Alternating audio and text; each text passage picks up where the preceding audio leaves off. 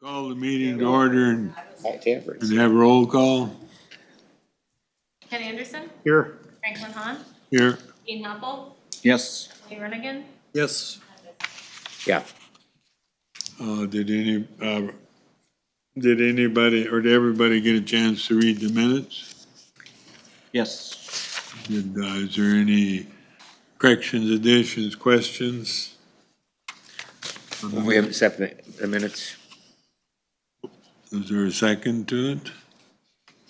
Oh, did you say, wait a second? No, I said I move we accept the minutes. Accepted. Is there a second to that or you got discussion on it? I'll second that. All in favor, say aye. Aye. Opposed? Motion's carried. Before we go into the first hearing, I was just gonna ask quick. I know a couple of you guys called because your packets took a little while, mail or whatnot. Did everyone have that issue? And if so, or if you'd like to anyway, we could, just set it up if you wanted to stop and pick them up rather than mailing them out.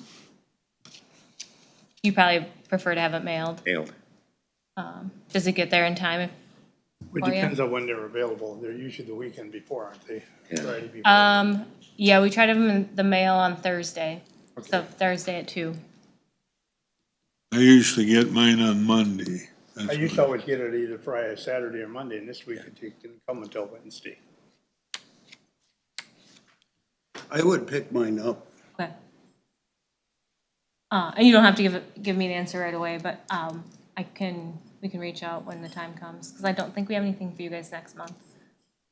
Maybe on your lunch, dinner break, you could drive around and drop them off. Well, I also get around to do septic work once in a while, so if I'm in your area, that's an option. She's kind of busy like a farmer too, though, Frank. Okay, sorry, you can go on. Oh, Frank. go ahead. We can start, I guess, if you wanna. Okay. So please take notice that an application was received from the following persons for a variance of setback requirements. The Ronald McKelvey Credit Trust and Christine Sadek Trust, in section 20, township 104, range 4 of Houston County. It's parcel ID 0802450000, and that's in La Crescent Township. They're requesting a variance to allow the creation of a new lot that does not meet the requirement for 2 type 1 septic system locations. A hearing on this application will be held at the Houston County Commissioners Room in Caledonia at 5 p.m. on Thursday, July 31st of 2024. All persons having an interest in the matter may attend the hearing or submit comments relative to the granting or denying of said application. Comments should be mailed to the Environmental Services Department at 304 South Marshall Street in Caledonia, or emailed to myself, and must be received by Tuesday, July 22nd of 2025, to be included for review prior to the hearing. All comments are considered part of the public record. And this was advertised on July 16th of 2025. Are the applicants here? You wanna come up here and sit in the chair? You both can come up if you want to. Kinda explain to the board what your potential plans are, if you would. Well, I have a fair amount of property here, and I've lived there for 33 years now, going on 33 years. My husband died 4 years ago. I want to maintain the land. I have walking paths, and I maintain the timber. I try to maintain the timber, and I also put part of the land in the CRP program. And at the time that this is my daughter, and she and her husband lived near St. Cloud, and her husband's family lives about 3 miles from me.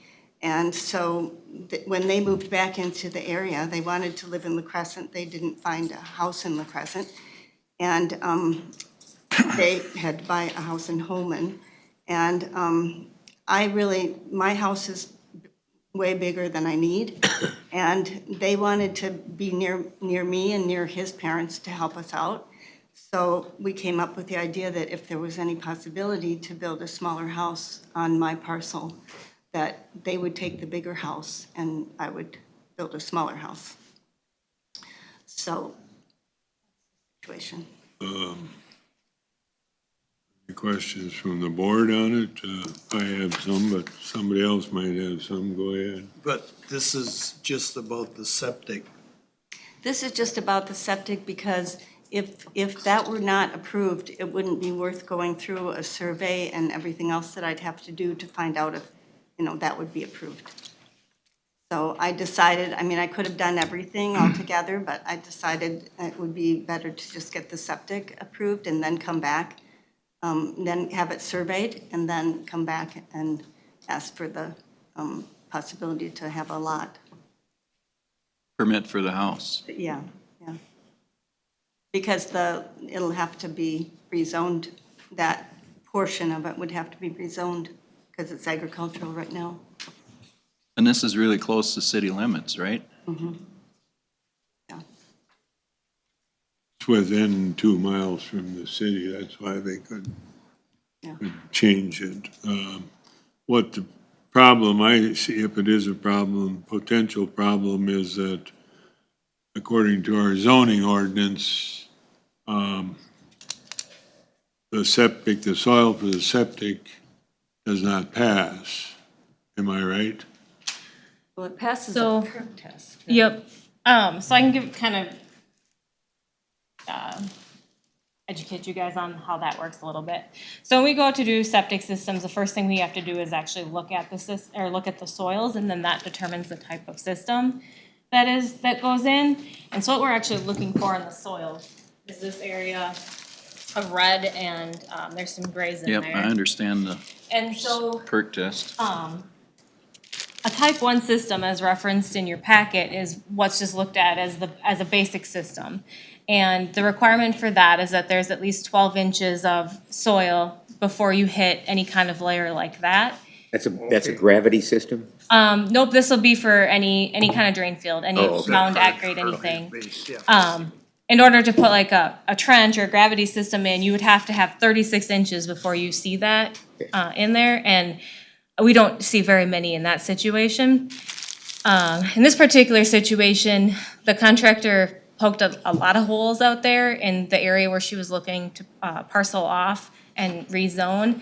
And I think he found over 12 inches in a couple spots, but not enough in one area where he could locate a whole system in that area. And so the next step then was, so it doesn't meet a type 1 standard, but can the soil actually take on water, or is it just gonna shut it off? Because if it won't actually even take on water, then it's likely not a good candidate for a system at all. And so the perk test, which was the very back page on your packet, is just kind of saturating with water and to see if it can still accept water after that point. And the perk test did show that it could likely support a system in there. And so because of that, then I told her I felt that a variance would be an option for this. Sort of the weird, I guess, part of the code in this is that any new lot is supposed to have 2 type 1 locations, although they could install a type 3 if they wanted to do something different, but they have to at least show the 2. But she could, like in her existing house, if she has to replace that system, she could just go install a type 3. And In fact, they might require me to. and yeah, if your soils up there look like this, you probably will have a type 3. And that would be fine, that's allowed. So this is just kind of a formality now, because they need this variance in order to proceed. But you guys are the only body that can actually grant that variance. And Realistically, a type 1 or a type 3 is what, septic system is what is acceptable in any place. yep, you're still, If you couldn't get the type 1 in and had room for 2 type 3, that should be the standard, shouldn't it? yep, and I guess I should explain more. So type 1 is the system as like the basic, that meets the basic requirements of code. A type 3 is one where a lot of times we'll see them if there's a very small lot and you only have, you have a limited amount of area available for a drain field, and you just have to use the maximum area that you can. And so the drain field's a little undersized. At that point, there's some options at like the tank level that you can time dose it, or maybe increase capacity there. So there's other options to deal with it. If there's areas where it's a lot of fill soil, that's where you would see a type 3, or like here where this, Well, is the you just sand don't mound, is have. that a type 3 or not? Which one? When you have the sand mound, that they call the mound, is that the type 1 or type 3? Nope, mounds will be a type 1. Yeah. It'll just be a full-size mound. If they had to do a smaller drain field than what the type 1 standards are, then that's when you call it a type 3. So type 1 is either in the ground or above the ground, either way. Yep, you could kind of look at a type 3 as a variance allowed in code, I guess. It's there's things you can't do, but it's modifications you can make to the system that code allows you to do. That, I mean, it's not, ideally you would install a type 1 system, but if need be, you could locate these type 3s. Like I said, usually it's just undersized a little bit. So on this proposal, do you have room for one type 1, what you call type 1? No, there weren't soils at all for Both of type them have to 1. be a type 3. Yep, Based on the borings. But- yep. But now you're saying that the perk test would allow 2 sites? The perk test is just kind of a second way to check that. And that's actually checking the hydraulic capacity of the soil versus just looking at the soil. What you're seeing there where the iron and, or where the red is iron where it's accumulating, and the grays is where it's being pulled apart. So that's where it's showing that there's seasonal or saturation there. Well, my question is, if apparently it passed the perk test, but does that meet the 2 type 1 requirements, the 2 sites? Nope, they've shown 2 type 3s, but the perk test shows that the soil can actually take on water. If But you are there were, 2 sites on the lot that perk? yes, yep, there's 2 type 3 locations there. Okay. So it'd be individual septic systems. Yep, they'll have, the idea with 2 is that you have your initial and then a replacement location. And depending on it, Oh. and depending on what will work for this, we'll call what she can actually build for a home, right? Yeah, and I don't think that this is gonna restrict it all. She has a lot of acreage there, so she could make, I mean, if she wanted to put a 5-bedroom house there, there's probably enough room to put a really long system in. But yes, you're correct. That's not what I'm intending to. The number of bedrooms in a house dictates the size. Right. And how about water? What's the water issue?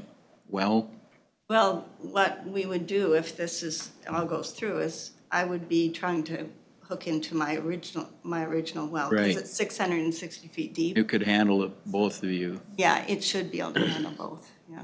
I know what I've had concerns before, people have asked, well, what about 20, 30, 40 years down the road and it gets split up or whatever, and then you have a shared well issue, maybe? Yeah. And there are shared wells on my road. I mean, there are a couple. Oh, yeah, Valley High has all kinds of them. You know, I mean, it works. Yeah, It it works, you works. know, but, Can be good for neighbors, right? right, I right. guess the question is, does a perk test meet the requirements as opposed to a boring? I mean, everybody does the borings now, but is a perk test, does that meet the requirement? Yep, Does, okay. And that's by zoning, or, that's done by a licensed contractor. pardon me? That's done by a licensed contractor.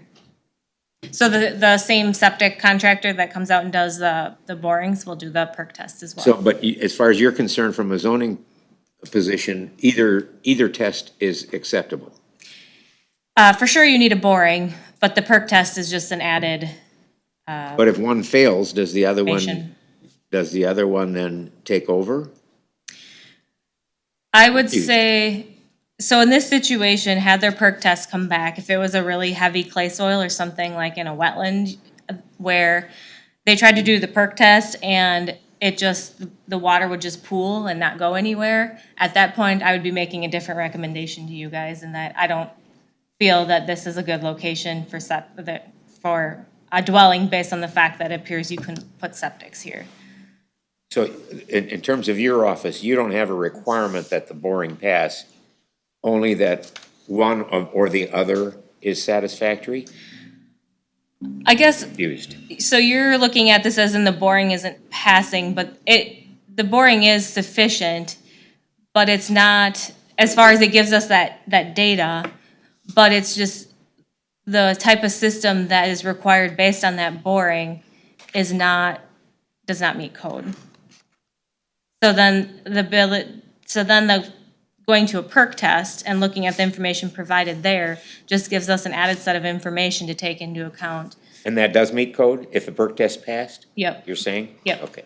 But you also said the boring at 1 foot wasn't right. You have to have 12 inches of dirt above the seal. to do a type 1 system. So Right. the fact that they didn't have that there puts it into a different classification of system. Is that why And we that's where have the the, ones with the mound? I mean, because we don't have enough depth, is that way, yep, so that's the idea. So whatever, if we have 12 inches of good soil, the code requires that you have 36 total. So if you have 12 inches of good soil, then you only have to do 24 inches of sand before you Oh, okay, have that's your it. rock bed. Okay, If now you I have know. 24 inches of good soil, you only have to do 12 inches of sand. So,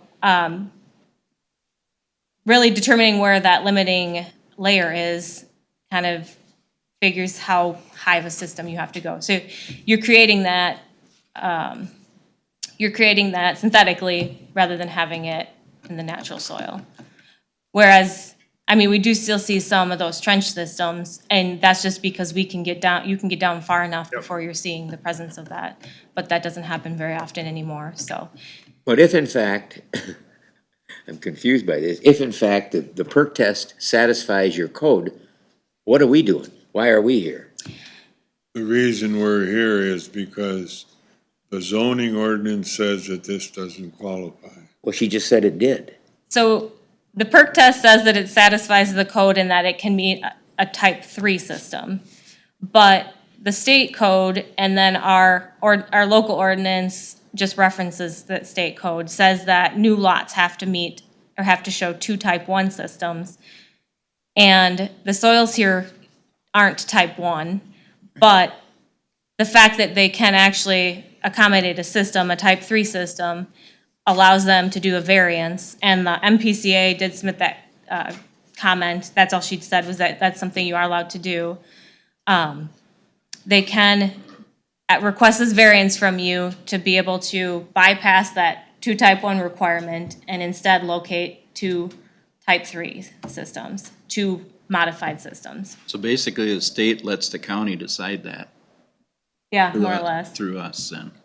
And then you guys are involved because you're the only group that can actually grant a variance. Zoning administrator is not allowed to do variances. So we're granting a variance to the state code. to our county. Yeah, Well, that's our county code. yeah, Well, no, she adopted said locally as well. It satisfies the county, it's the state. So a 3 system is a smaller system, Yep, and that's what we're gonna go ahead with? yep. I mean, it can be. There's different circumstances in which a type 3, and how type 3 takes place. That if it happens sometimes on small lots where you just don't have room. He didn't actually design full plans, I guess, so I should have incorrect in potentially saying that this is gonna be smaller. And, you know, conservatively, they might make it a little larger just to make sure that it functions correctly. But in his report there, you can see that it is sufficient to locate systems. How big is this parcel? My total parcel is 75 acres. The parcel that you're gonna build on? Oh, I mean, I haven't surveyed it yet because I have to get this passed first, Okay. but maybe 2 acres, Okay. 2 or 3 acres. Okay. What the bottom line here is, if we grant this, and I'm not trying to talk the board into it, I'm just explaining. The zoning ordinance, the way it's written, this here system does not qualify unless we change the zoning ordinance. If we approve this, we're changing the zoning ordinance. So the next one that comes in with the same scenario, we kind of have to go along with it. It's kind of like the two, when we had the ones where we had 2 houses on a quarter, and we didn't change it. No, I'm not trying to convince the board, I'm just, I know. we didn't feel that we should change the zoning ordinance. Now, am I right or am I wrong? Well, what Amelia's So- trying to say, there is some leeway there I between the think different kinds of septic systems. Yeah. Right, but the septic system that they're asking for is not stage 3. Am I right? Nope, that is what they're asking for. They And will it- go along with It is that. something that's allowed. And So then, I don't mean to interrupt you, but then if we approve the type 3, we're not messing with the zoning ordinance at all. nope, you're granting a I variance. stand That's, corrected, I was wrong. that's allowed. I think what we're doing is basically allowing type 1 and type 3, but you have to have 2 Yep. fields is what, that's what I was initially thinking, you were only getting 1 field in there, and I wasn't really down on that. Nope, everything, they can, or he can create a design that meets all the requirements except for the fact that there's not 12 inches of good soil there. But it'll still, by doing the perk test, he's demonstrated that the system can still take on water. And therefore, he felt that it would be able to accommodate a home. And so you are granting a variance from our local ordinance, which references the state code, but it is something that you are allowed to grant a variance from. And then two, I think you asked that earlier, like as Christine referenced, they do need to go through the rezone. So just the fact that you're granting this doesn't automatically allow them to build. There is a few more stages or a couple more stages for them to go through. But because there are certain things required, she thought she'd start with this one and then pending approval of this, she would move on with the next step. Well, I was wrong on that, but I don't have a problem as long as we don't mess with the zoning ordinance myself, So personally. in actuality, the second site is what they prefer? Secondary site? Yeah, and I mean, she can use either one if something works better for the house. The idea with identifying a secondary site too is that it's on record then for us, and if, she puts up her house initially and then down the road wants to do a shed, if we're dealing with a small lot, that site's always gonna be kind of set aside for that system, or they'll have to demonstrate another one. So, because we don't What we run wanna, into is, all of a sudden, you can't do any expansion on the designated area of the second field. Right. yeah, And we've run into a few that we've had, that they had to build in a certain way to avoid going where the second field was designed to be. And we definitely have to have 2 fields in the plan. yeah, And I don't that's- know whether type 1 or type 3, they both meet the actual code requirements, from what I'm hearing. yep. It's just that we probably should have updated our zoning to include type 1 or type 3.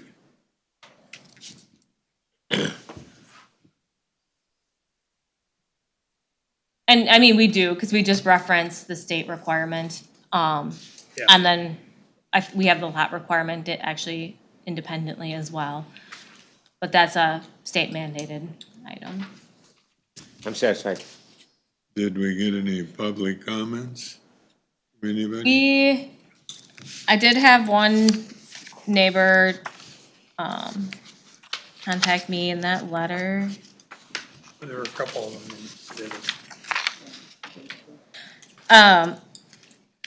The letter was in kind of prior to having a discussion with him. And so, I think then after we talked, it did answer some of his questions. And he's not here today. But yeah, I think there was some concern that this was maybe something more than what it was. And then the second one was MPCA, just confirming that this is something you are allowed to grant a variance to. And you just had Chris Nelson do it, just the one contractor do the perk? It was Chance. Chance, I mean? Yeah. Chris is Yeah. dad, yep, Chance. Yeah. And I mean, I'm pretty concerned about whether this system would work. So, we've gone over it and he's assured me that yes, this is. And I know one of my neighbors just recently redid their mound system. Because I've never heard of this. But apparently even the house I have, if I were to sell that house and somebody were to inspect the sewer system, that, I mean, it's likely that they'd have to put in a mound, right? Yeah, Because, Yeah, based on this. It wouldn't meet the code today, so. And yet it's worked just fine for 30 years, you know? So was your explanation satisfactory then, this person that talked to you? Or do you, yeah. If they were totally against it, they'd be here. He was concerned about this, creating a bunch of development out there. oh, And the intent wasn't to put in a subdevelopment by any means. It's just to locate one house. is there anybody in the public here that wants to comment? Have you got any more questions for I'm good. him? Should we move on to the findings then? Can we talk a little bit about what a 3 is? The system compared to a 1? Yeah. So if we go out and like, sometimes if the only option's to build in like an old cattle yard or something, you might find like really kind of platy soils at the top, like they're very compacted, or you get a lot of like gravel and stuff in there. And obviously like that's not a good base to put your system on. So you might have to go in, or a contractor would have to go in, and what they'll do is dig out all of that fill soil and get down to a good base soil, and then they'll build the system on top of that. So a type 3 system is really any situation like that. And it could be, like we said, a really small lot, like in Money Creek, where there's all those old lots where there's just not room to locate these big mound systems now and get all your toes and stuff in. So you just kind of figure out where your boundary is and build something in there. That's a type 3. So there are still some basic requirements it has to meet that are similar to the type 1s, but it's usually like not a full size system of some sort. So like this, where they're not getting at least that 12 inches of good soil there, they'll have to build it all artificially. Is there a type 2? A type 2 would just be a holding tank. Oh, And then, so there's actually 5. We deal with type 4 very rarely here, but there's other things. Like I said, you can go, systems are set up, obviously like anything mound or at grade has to have a pump in it. And a majority of them are like that anymore. And so, you can set it up to demand dose, and just as your tank fills to a certain point, it'll kick it out to the system. Or you can set it to time dose, where every so many minutes, or however it's determined by the contractor, it'll actually send some water out to the system. And so time dose tends to be a little more conservative. And so usually with these type 3 systems, because there is that downsizing of some sort in the drain field side of it, a time dose is required then. So there's other ways to mitigate the concern of having that type 3 system. So one problem with the type 3 system would be if you have a lot of people there and they're using a lot of water, will it back up? And that's where actually a type 3 system you can maybe say is better equipped to handle that, because it's time dosing it out to the system rather than just waiting for the tank to flood to that certain point. It actually speeds up the system. Yeah. So a lot of times they work better. Okay. I didn't know that. Yep.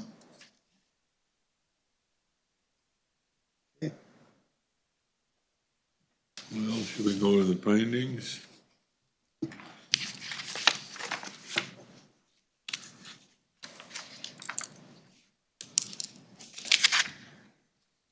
All right, so number 1, that the variance request is in harmony with the intent and purpose of official controls.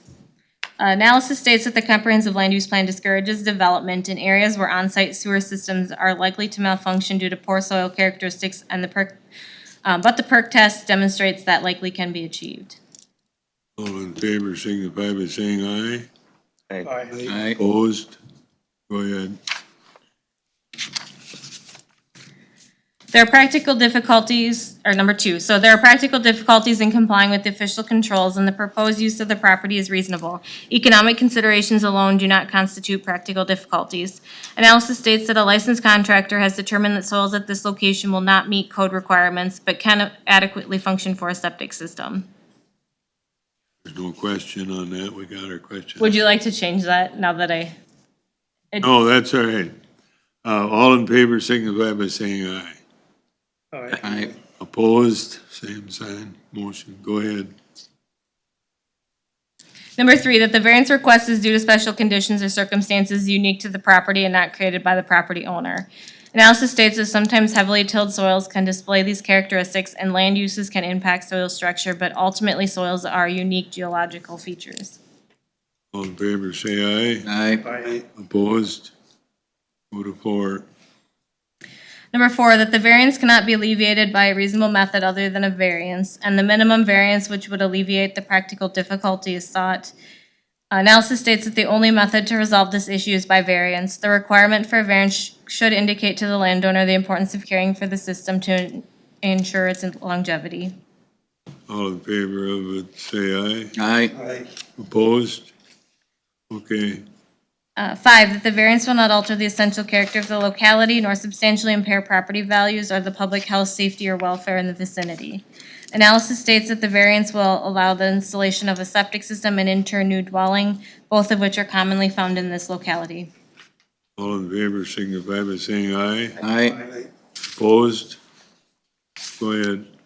Number 6, that the request is not a use variance and shall not have the effect of allowing any use that is not allowed in the zoning district, permit a lower degree of flood protection than the regulatory flood protection elevation, or permit standards lower than those required by state law. Analysis states that this request is not a use variance and will not permit a lower degree of flood protection. All in favor say aye. Aye. Opposed? Okay, do we need a motion Motion to to accept accept the findings. findings? Second. All in favor say aye. Aye. Opposed? Motion carried. So now do you want to read the recommendation for the motion if somebody wants to make it, Well, Amelia, or you want to change I it? just, the way that proposed motion states is we're losing the 2 septics. We need to have, it should be eliminating the requirement of type 1 only. Leave a type 1 or a type 3. That we still need 2 fields. It So, can be a type 1 or a type 3 septic system. is that correct? Allow a type 1 or a type 3 septic system to meet our 2 field requirements.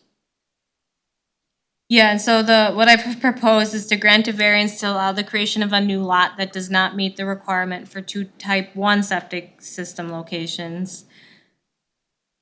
And you're just wanting, I wanted to be sure that we Clarified. have, you don't, because that would say you'd only need one field.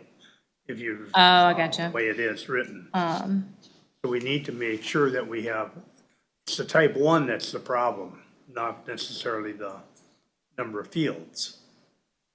I so, would say type 1 or a type 3 to Well, allow. don't you have to have a backup system for either 1 or 3, or am I I wrong? would disagree. I So think the issue for me is having two fields. Yeah, that's what that's me. Yeah. It's gotta And be, this, the way this reads, it says that it's not gonna be required to have 2, whether they're type 1 or 3, but I it's more want, important I for me to definitely have 2 feel there's fields gotta be than. 2 fields available. Yep. I And I agree. think that's what your intent was. Yes, definitely. Because the maps are showing 2 locations, but we have to be clear that it isn't just eliminating that option.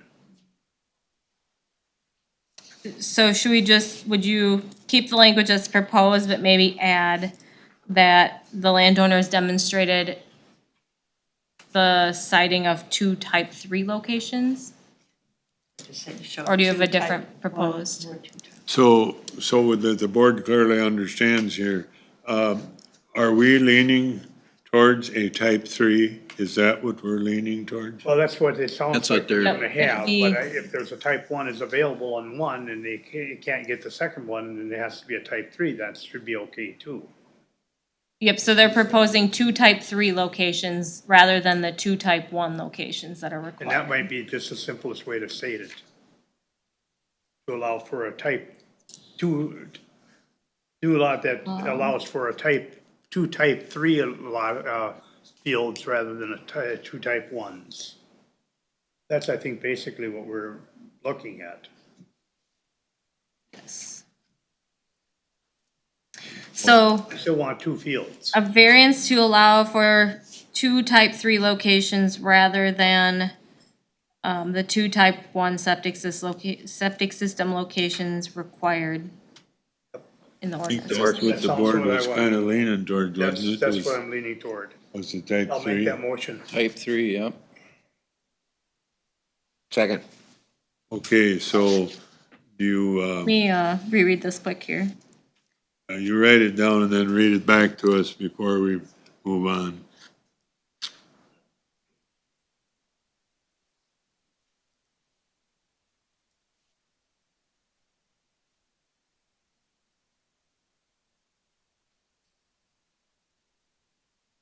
So, motion to grant a variance to allow the creation of a new lot that has 2 type 3 locations rather than the 2 type 1 septic system locations as required in code.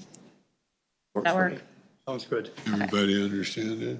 Yep, I do. Okay, we got a That's a good- motion and a second, so we'll have a roll call. Who was motion? Um, Ken I made Anderson. this motion. The 2 Kens. Any Ken more Anderson. discussion on it before we vote on it? Everybody understands it, right? Okay, I'm sorry, go ahead. Ken Anderson, Yes. Franklin Hahn, Yes, Dean Hoppel, Yes, Wayne Renigan, Yes. and Ken Bisker. Yes. okay, I guess you're good to go, thank you. good luck. Thank you. Sorry we took so long. We're all learning I here. was the one I was most concerned about of all of it. I had to read a lot of stuff on septic Well, you know. systems to understand what I was Years trying ago. to do too. It was all Well, protest. And I think we have a couple other similar situations near La Crescent, so this'll, But it's out in the middle. Start up It's maybe out one in of the these. middle of a cornfield. Thank you. Well, there's pressure on the city all around it, I'm Well, I sure. did have to Yeah. So you're gonna have, yeah, some interesting ones, I'm sure. Got a yeah. lot of sand and soil right there. That's progress. Yep, take care, thank you. Yep. Yes, and he said, When you're ready, Amelia, go ahead. you shuffle. All right. The water. That So the hearing number 2, was a. please take notice that an application was received from the following persons for a variance of setback requirements. Morgan Real Estate LLC in section 27, township 102, range 7 of Houston County, and it's parcel 0102920001, and that's in Black Hammer Township. They're looking for a variance to reduce the side property line setback requirements for a proposed ag building. A hearing on this application will be held at the Houston County Commissioners Room in the city of Caledonia at 5:15 PM on Thursday, July 31st. All persons having an interest in the matter may attend the hearing or submit comments relative to the granting or denying of said application. Comments should be mailed to the Environmental Services Department at 304 South Marshall Street in Caledonia or emailed to myself and must be received by Tuesday, July 22nd of 2025 to be included for review prior to the hearing. All comments are considered part of the public record, and this was advertised on July 16th of 2025. Do you want to tell us who you are and what your plans are? I'm Tim Morgan. I'm part of Morgan Farms LLC. So we have an existing feedlot that was here. It's been here since the 60s. My grandpa put it up. And it's just an open feedlot with concrete, and we'd like to put a roof over about 80% of it, just to stop runoff, do a little better job with the cattle and that type of stuff. And it's in need of repair, so we kind of thought this was the best way to move forward, I guess, with it. But then finding out the issue is when my uncles kind of separated their land, my uncle's property line, who used to be a partner, is actually only 15 feet away or whatever we found, 12 feet away from the proposed the site of building, I guess, so So that's, I guess, the issue we're. On David's. Yes. Yeah. Yep. And you guys still run all that ground, We correct? still rent all the ground and hopefully someday buy it. I mean, that's kind of the plan, but. Still all family. Yeah. So, Still all Yeah, family. and Yeah, he it's still is an employee of ours, it's just he owns the land and we separate, so we put all of our feedlots and building sites into an LLC. So it's, it's kind of run that way, I guess, so to build a building now, you need a variance, I guess, because they're different property owners, so. So is this roof gonna be between the old dairy barn and the county road 4?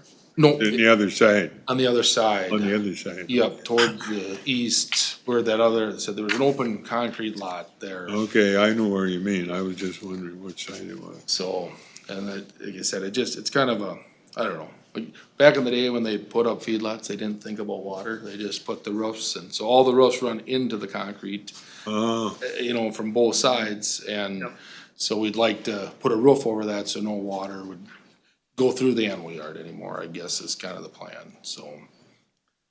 Yeah, Well, it was supposed to hit the concrete and take off. Yeah. it's funny how often they did that. Yeah. Jeremy was the one working on this project, and he had been out on site and has inspected the feedlot and everything. And I think overall this is a good project. As he said, they're looking to cover the lot and eliminate some of the potential for runoff there. It's just unfortunate that because the land is under different ownership, the 50-foot setback should apply. So how many cattle would this be for? Roughly 125, this shed alone, so that we're gonna continue to use the shed behind it. There's a total of, we're contracted up to 300, right now we only have about 180 on the farm. I mean, so it would be up to, depending on size, we're up to 295. This would, maybe hold 100, depending on size, 100 to 150 maybe at the most. That's why we're making that size. But we're gonna use the barn behind it and open that up, so that'll be for one of the pens. We're just gonna keep them all indoors rather than having them have outside lot to go into, I guess, so. You're not looking to expand, No expansion, just, so what direction are you running the roof then? Would that be, it's gonna go, east to west, Oh, two okay. slopes. But then we're just gonna leave an open area on both, between the barns are existing there. We're gonna leave 16 feet and then there'll be roughly, 38 feet between the old barn. And that'll be an area to put you can chase them out. I when got you you. wanna clean it or, whatever. So the concrete will stay, it just won't get used. I guess it'll be a driveway to feed on every day for Okay. the other lot. But, I guess that's the plan with it. Is the county satisfied with the runoff? Do you get any runoff like towards the north? There's a little bit from the, I don't know if you see the map from that. I know it Yeah, is. yeah, exactly, yep. Yeah. There's somewhat, and that's part of the reason why, we took up that fence, and now that's gonna be a pasture. Yeah, Used to be an open lot out there too, but it just wasn't utilized good enough. so that'll give you more room to control Yep, flowage. that'll all be grass waterway, and I think it'll make it a lot nicer as well there too, so. Any of the roof, or the runoff from the roof of this proposed structure, is that going to kind of That'll- run down a buffer that South. runs the fence line, or will that run into the adjacent property? That does run into the adjacent property, into what is Dave's, I guess, now, pretty shortly after that, but it, like I said, it should be clean water, or for the most part, or what we consider, so. Cause it's covered. What's that? Cause it's covered. Because it's covered, yeah, correct, rather than running through the lot and out, it'll just be roof Right, runoff. right. So that's, I guess, kind of the goal with it, so. any other questions from the board? Any comments from the public? Well, we can go ahead with the findings then if you wanna.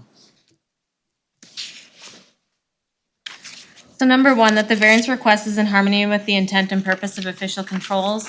Staff analysis states that this is an existing registered feedlot in an agriculture community. All in favor, say aye. Aye. Opposed? Number two, 2, that there are practical difficulties in complying with the official controls and the proposed use of the property is reasonable. Economic considerations alone do not constitute practical difficulties. Analysis states that the petitioners operate a registered feedlot in the agricultural community and feedlots do not need to meet fencing setbacks. All in favor, say aye. Aye. Opposed? 3. That the variance request is due to special conditions or circumstances unique to the property and not created by the property owner. Analysis states that the applicants operate a registered feedlot that was established prior to the current zoning rules being established. Feedlots do not need to meet any fencing setbacks, and roofing structures over the current open lot will be an environmental upgrade by reducing the risk of runoff from rain events. All in favor, say aye. Aye. Opposed? 4. That the variance cannot be alleviated by a reasonable method other than a variance, and the minimum variance which would alleviate the practical difficulty is sought. Analysis states that there is not a required setback for open lots and fence from property lines, but there are requirements for buildings, and the building is planned to be constructed over the open lot, which would require a variance. All in favor, say aye. Aye. Opposed? Number 5. 5, that the variance will not alter the essential character of the locality nor substantially impair property values or the public health, safety, or welfare in the vicinity. Analysis states that this is a registered feedlot in an agriculture community. This project will be an environmental upgrade and will not alter the character of the existing site. All in favor, say aye. Aye. Opposed? 6. 6, that the request is not a use variance and shall not have the effect of allowing any use that is not allowed in the zoning district, permit a lower degree of flood protection than the regulatory flood protection elevation, or permit standards lower than those required by state law. Analysis states that this is an area variance and is not in the vicinity of the floodplain. All in favor of 6, say aye. Aye. Aye. Opposed? Motion to accept the findings. So moved. Second. Wayne seconded. Did you get it? Yep. Thank you. All in favor, say aye. Aye. Opposed? Motion is carried. You want to read the recommendation, Amelia? So he has the motion to grant a variance of 41 feet to meet the required 50-foot property line setback. Is there any discussion on this before we act on it?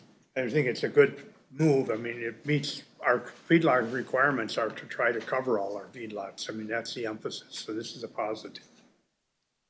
Well, I know I find on mine, where they're under roof, it's a lot easier to clean after rain than It is. when they're out in the open. I know that. Yes, it is. I've been trying to get this project done for many years, so I'm happy they're finally going with me, so. I move, that we grant the variance as read. Is there a second? Second. Roll call vote? Ken Anderson, Aye. Franklin Hahn, Aye. Wayne Runnigan, Aye. Dean Hoppel, Aye. and Ken Visker. Aye. Thank you for coming in. Yeah, thank you. Thank you. Thanks, Amelia.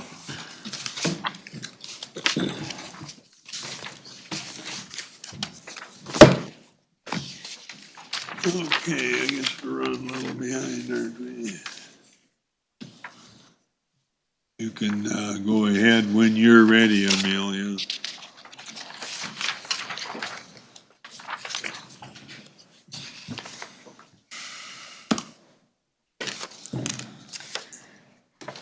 Right. Please take notice that an application was received from the following persons for a variance of setback requirements. Adam Markegard in section 16, township 103, range 6 of Houston County, and his parcel ID 12.0114005. And this is in Sheldon Township. We advertised for 3 variances. 1, a variance to reduce setback requirements for proposed dwelling from an existing feedlot. 2, a variance to reduce top of shoreland bluff setback requirements for proposed dwelling. And 3, a variance to reduce side property line setback requirements for proposed dwelling. A hearing on this application will be held at the Houston County Commissioners Room in Caledonia at 5:30 p.m. on Thursday, July 31st.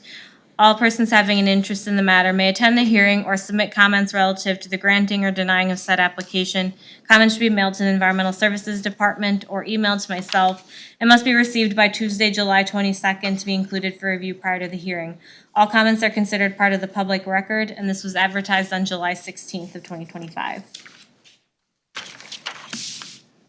So do you want to explain to the board what you're trying to do?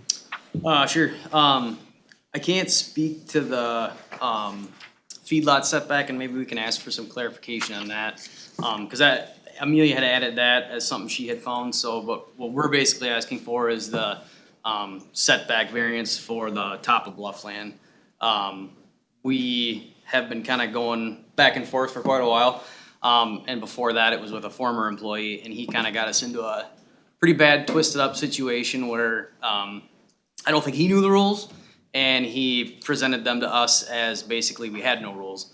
So we went forward with the plan, kinda got, he left then, and we've been working with Amelia, trying to find some common ground, and this is the common ground that we've been, slated to try and achieve, so. But pretty much there's a relatively small, portion of the structure that's actually gonna be sitting in the setback. I think you had calculated it at like 200 square feet, so it's 15 feet, but the dwelling is gonna kinda sit at an angle, so it's just a couple of corners that are basically gonna have to sit within that setback area.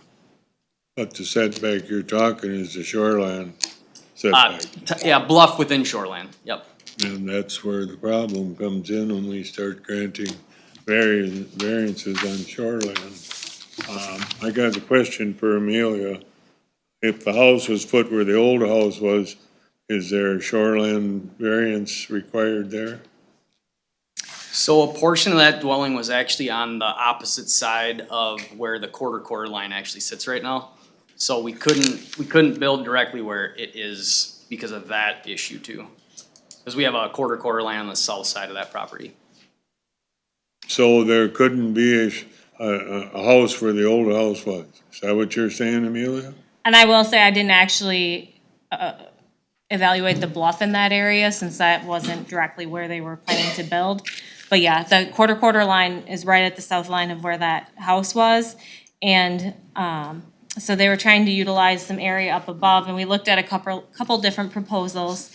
And I guess, I'm not sure if we've done anything shoreland since you joined, Dean, but shoreland is just an overlay district based on proximity to the stream. So it's everything within 300 feet of the stream. And when we're looking at a bluff in shoreland, it's not just go out and look at take a visual determination. And I think that's where some of the issues kind of came in. And it's actually based on a 50-foot line segment and where that segment is under 18% grade. And so Adam laid out here in his site plan, kind of where we settled on that top of bluff, and then there's a 40-foot setback from that. And as he stated, the house initially, this is definitely the best proposal that they've looked at, and 15 feet does seem maybe extreme, but when you look at how the house is situated on there, it's just, as you said, a couple corners that are crossing into that versus, I think, a good portion of the house was at one point. And while it does appear that there may be a lot of room there, I think it's also to kind of keep consistent with our rules. It'd be good for him to stay out of any of the prime ag ground that's been used as tillable acreage historically versus utilizing what was yard, I think, for many years. Yep. So you'll see that the DNR, she didn't submit formal comments on this public hearing request, but we've been she's been in the loop on everything so far. And she had said at one point that they wouldn't be in favor of a variance, but I guess I did note in there too that they're also only looking at their rules in that. And there are other things to take into account here, such as prime ag soils and a couple of the other limitations that he's touched on. I don't know if you want to elaborate on those. Yeah, so the old foundation spot, basically the excavator and basement, contractor kind of wants us to stay out of that because they just said it's harder to control the integrity of that soil once it's been disturbed. The house was torn down and filled in about a year. Half ago. Yeah, that probably, we filled the hole this time last summer, so it's only been a year since that's actually been sitting in the hole.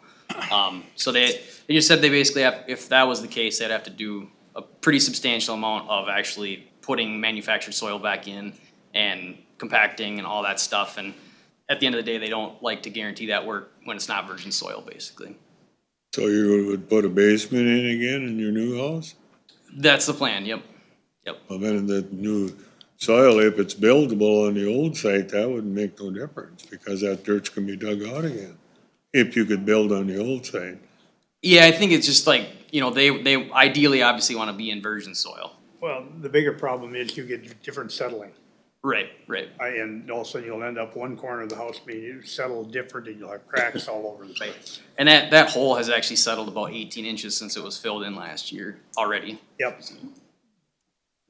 You don't know how well that foundation would put in to start with whether it's under there. It was causing the house to fall in on itself. Yep, which is why the house had to come down. Well, we did turn one down since I've been on the board down by Brownsville because of the shoreland. I know you two guys are on, because it was in the shoreland district. It was in the footage, the one where you wanted them to tear the pole shed down and build a house there.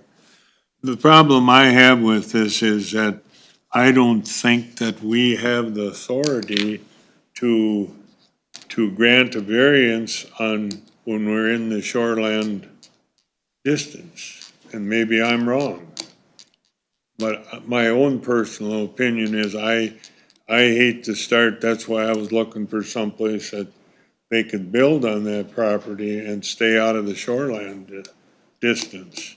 But you say the old house couldn't build there because of the quarter. Is that right, Amelia? The old house sits right on the quarter line, so they have to stay above that.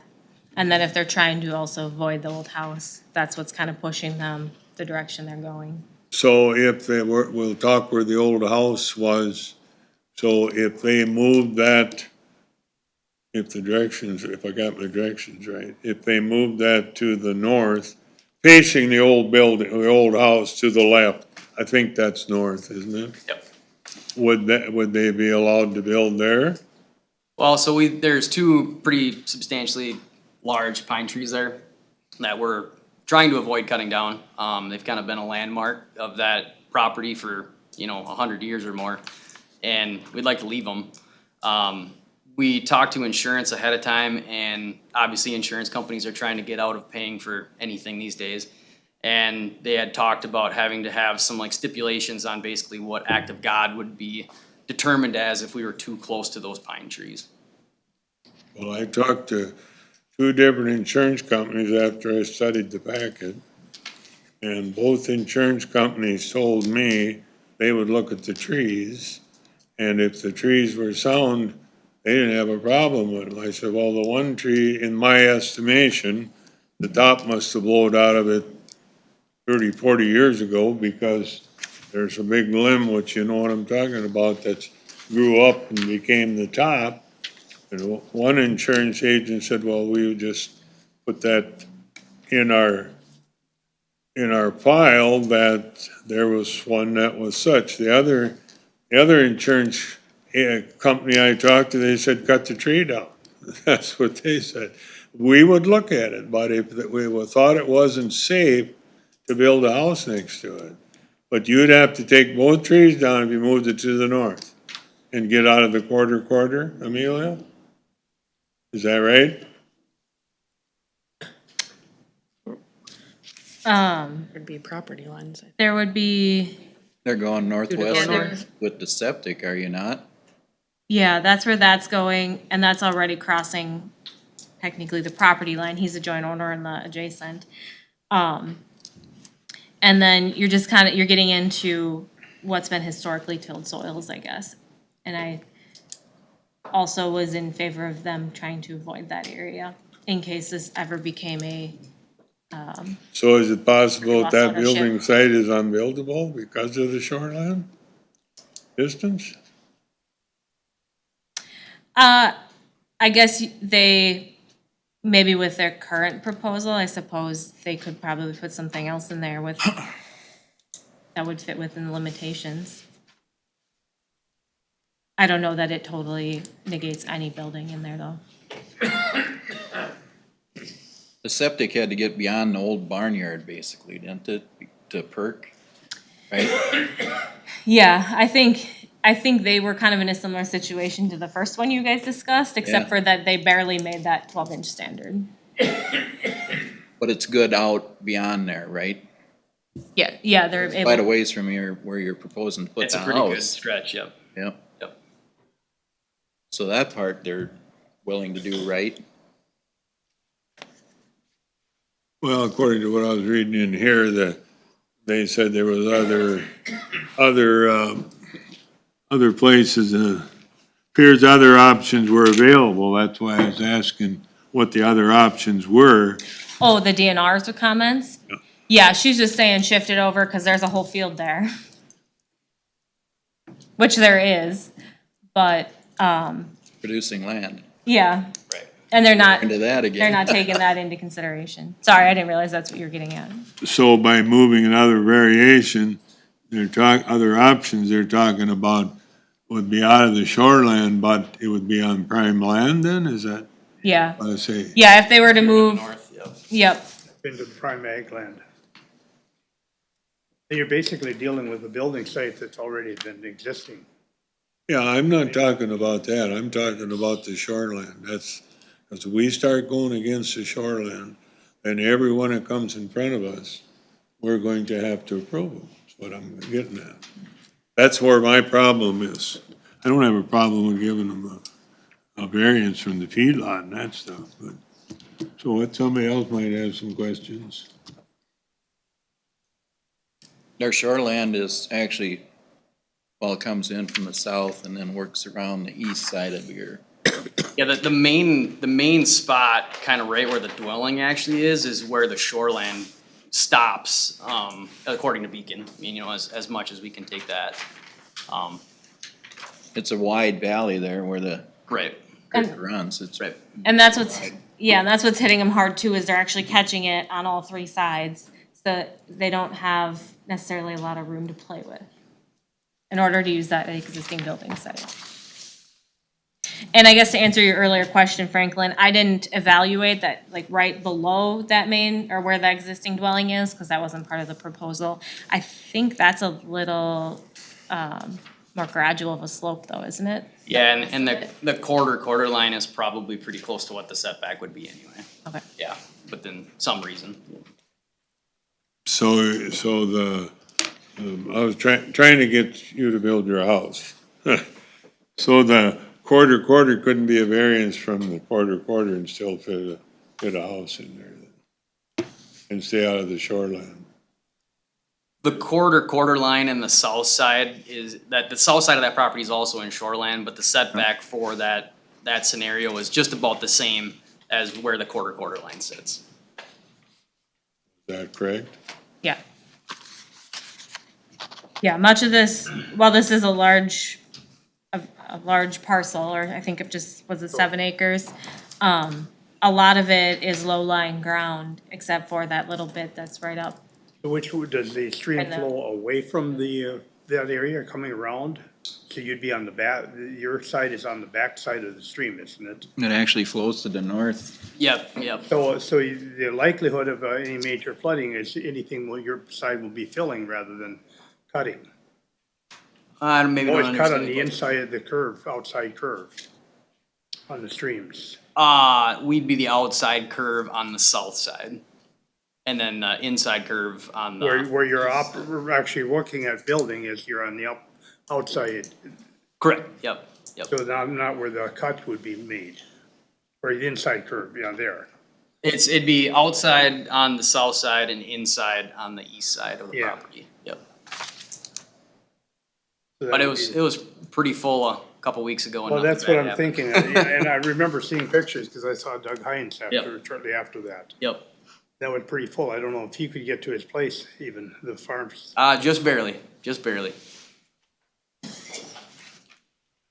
I'm not so much worried about flooding there because it's so wide. It gets wide pretty fast. Yep.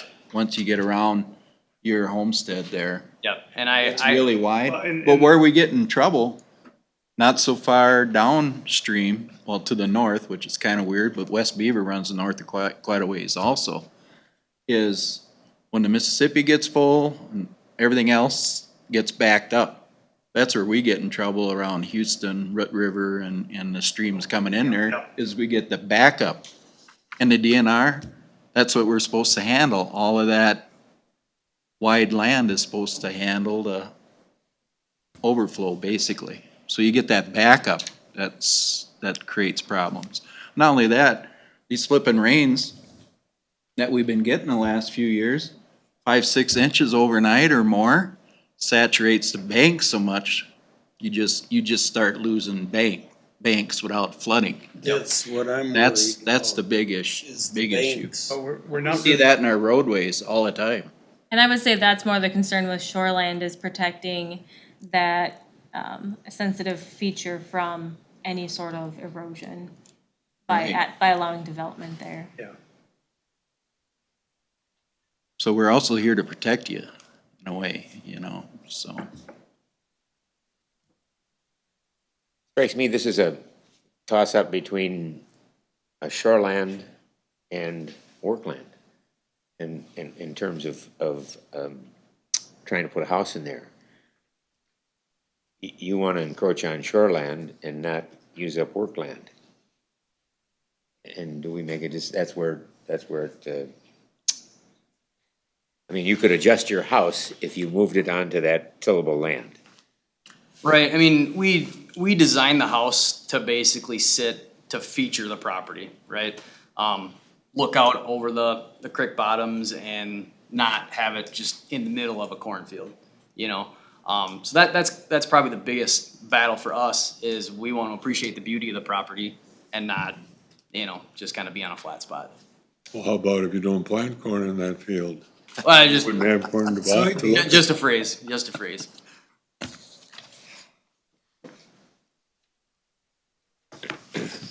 Did we have any comments from the public? No. Any comments from the public here? No concerns from Doug Hines? You got any more questions? Jimmy had or talked should to we them go and findings? they did not. Nothing, okay. Do you have any more questions, or should we go to the findings?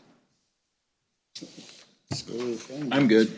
And I'll say too, so we did advertise for a side property line, but that one isn't relevant, so it's just for the feedlot and then the shoreland setback. I had a question on the feedlot, because I think you had it from the calf pens. But on Beacon, it's actually quite a bit farther in, is where it was located. Well, so are the calf pens actually considered a feedlot then? I guess I would. Okay. And it looks like they've been there for a long time, and also the fact that he has all of that on a concrete pad, so should in the future he put up a barn and do some kind of open housing versus the pens, I guess this is kind of protecting people at that point. Okay, got it. As long as we were going through the process anyway. Yep, just wanted to clarify. So, you said you were ready for findings? Yes. So number one, that the variance request is in harmony with the intent and purpose of official controls. Staff analysis states that area variances are allowed with the zoning ordinance, and revitalizing existing building sites minimizes disturbance on the landscape and retains tillable acreage, which are goals of the land use plan. All in favor, say aye. Aye. Opposed? Go ahead. Number two, that there are practical difficulties in complying with the official controls, and the proposed use of the property is reasonable. Economic considerations alone do not constitute practical difficulties. Analysis states that the applicant has very limited area within the existing building site footprint and outside of tillable acreage. They're trying to work around shoreline bluff setbacks, a quarter line, and the location of the previous dwelling that the insurance company said they could not utilize for the new structure. Before we vote on that, strike that the insurance company said they could not utilize for a new structure because the insurance company doesn't have anything jurisdiction over what we decide. I want that struck out of there before we vote on the staff analysis. Okay, so we'll just end at working around the location of the previous dwelling. All in favor signify by saying aye. Aye. Opposed? Opposed, I think this is an economic consideration as far as you're concerned. And I guess you could relocate that house to avoid these setbacks. would say the same thing. You could put it in the field and move it just a little bit. Because the shoreline is more important than prime ag land. Well, I have a problem, I said it before, I have a problem with, and I can't go along with a variance on shoreline, whether I like it or not. I just can't go along with it, so. But we can go through it and vote on it at the end if you want to, that's fine with me. So I make sure I have the record correct. That was 3 for it and 2 against it? Or did you vote? No, I'd vote against it, for that reason, Roll call but vote on that, We didn't do a roll call. Yeah. we still that can, variance. we still can have a roll call vote on that one. You're just talking to the staff analysis now. Read that again then after we struck that insurance stuff out. So Read the number 2 again. So that there are practical difficulties in complying with the official controls and the proposed use of the property is reasonable. Economic considerations alone do not constitute practical difficulties. Analysis states that the applicant has a very limited area within the existing building site footprint and outside of tillable acreage.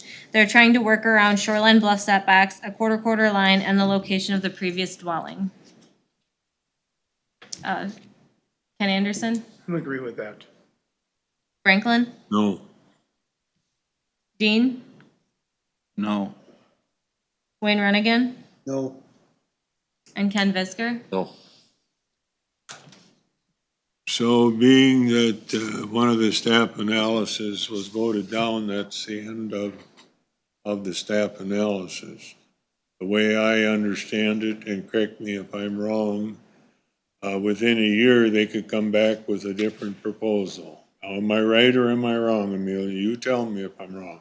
Well, we should still go through everything, but then I guess we should also, if this was the way it's gonna go, would you have a different feeling if we looked at just the feedlot setback? And granted, I guess with a different proposal, that might not be necessary. I think it'd have to be if the calf huts are a part of that. You'd have to go like 100, I don't have it. Well, we'd be out of our property, I think. So we could look at this from just a feedlot perspective I'm good with the feedlot part. and go through I that. don't have a problem with the feedlot. Feedlot So part of we do it. that They're far all enough the time. away. Calf hutches are movable. They move around, so yep, I'm good on that part of it. I'm good on it. Is there any way like you guys could come back with a different proposal? We could table Well, am it. I right or wrong on this when we deny it, the staff analysis, am I right or wrong that they have to wait so long time before they can come back with a new proposal? Yeah, either wait a year if it's exactly the same, or if there's, if it's changed, which I think is up at the discretion of the zoning administrator, they could bring in, a proposal before that 1-year deadline. If the So problem is with the shoreland though, how would a different plan on that same location be different? It won't. It won't. different house would, a different plan. If you look at Beacon, the spot that we can build that's not exclusively in that shoreland district is not large at all. So if it's a no, it's a no. So, but I'm not trying to put ideas in your head, so could you, I'm just asking a general question, could there be a trailer house? I know you don't want a trailer house, I'm just asking for my own information. Could there be a trailer house put on there? Where the old and still be out of the shoreland and is there different regulations between a house dwelling and a trailer house? No, it's just a dwelling. I think probably it would be to get rid of like more of an L-shaped, you'd be just going to more of a, just a ranch type structure. Have you looked into that at all? It's probably more the shape of the house than anything. I don't think it'd have to be downsized that far by any means. Okay, well, I wasn't trying to put ideas in their head, I just want to learn for myself. I learn all the time too on these things. It's a homestead, there should be some way that a house could be put there. Right, that's They, where I am. they have room, I mean, they don't have to get back to where they get in trouble with everything. There's room to do something different. That's my biggest, If we biggest. still require a variance for the feedlot, we should continue on that part anyway at this time. Yeah, let's do that, and then they can make a choice whether they want to alter the When we get whole. to that end, we can say, we can grant it for the feedlot, but we don't have to grant it for the bluff, other part. But when we grant for a feedlot, we always got the footage so far from the feedlot, and we don't know if they're even gonna build, so why give them a variance from the feedlot, because we don't know where the house is gonna be, if they can fit one in there. I guess that's a, Well. I mean, or you just establish a distance and we could go more conservative than what they're at now. Cause I think that is If basically they- to the if top they're- of bluff.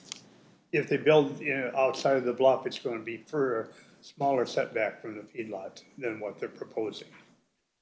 It was like 1,153 feet, to the setback line from the calf huts on Beacon. You're pretty, just a little bit. So if we just grant that 110 foot for the feedlot, and you move a little further away from it, that's not a big problem. No, You're not gonna move closer to the feedlot. We can't. yeah. That's where I would say, at least then if they can get a plan that meets without anything but the feedlot, we've already complied with that prior. Correct. But they'd reapply so they could pass that at the same time, so I don't think it's a big issue. Well, Well, if we're not getting a variance Yeah. for this, we're not gonna come back for another variance, cause there wouldn't be any variance to be had. if they design it so it doesn't have the bluff, the feedlot or bluff, problem, Sure. then they don't, need it for anything but the feedlot. If we grant the feedlot variance now, then they can do what they want without coming to our board. Which we would appreciate. Correct. Understood. I'm in favor of that. So you can fit a house in there without coming to the Board of Yeah. Adjustment. That's what you're saying, Amelia? When they don't ask for a variance, do you need a variance Need a on the variance septic? For anything else other than feedlot. Yeah, Grant the I feedlot get what variance you're now. after. I mean, I haven't played with other designs of houses, but there probably is room there. I would say, I'm just a suggestion, if they did have to come back for a variance, Pull up Beacon. would we be out of line not charging them to come back if they could put a house in there rather than they would have to pay again for the variance? Or are we out of line doing that? But you're pressed for time. Not anymore. Not anymore.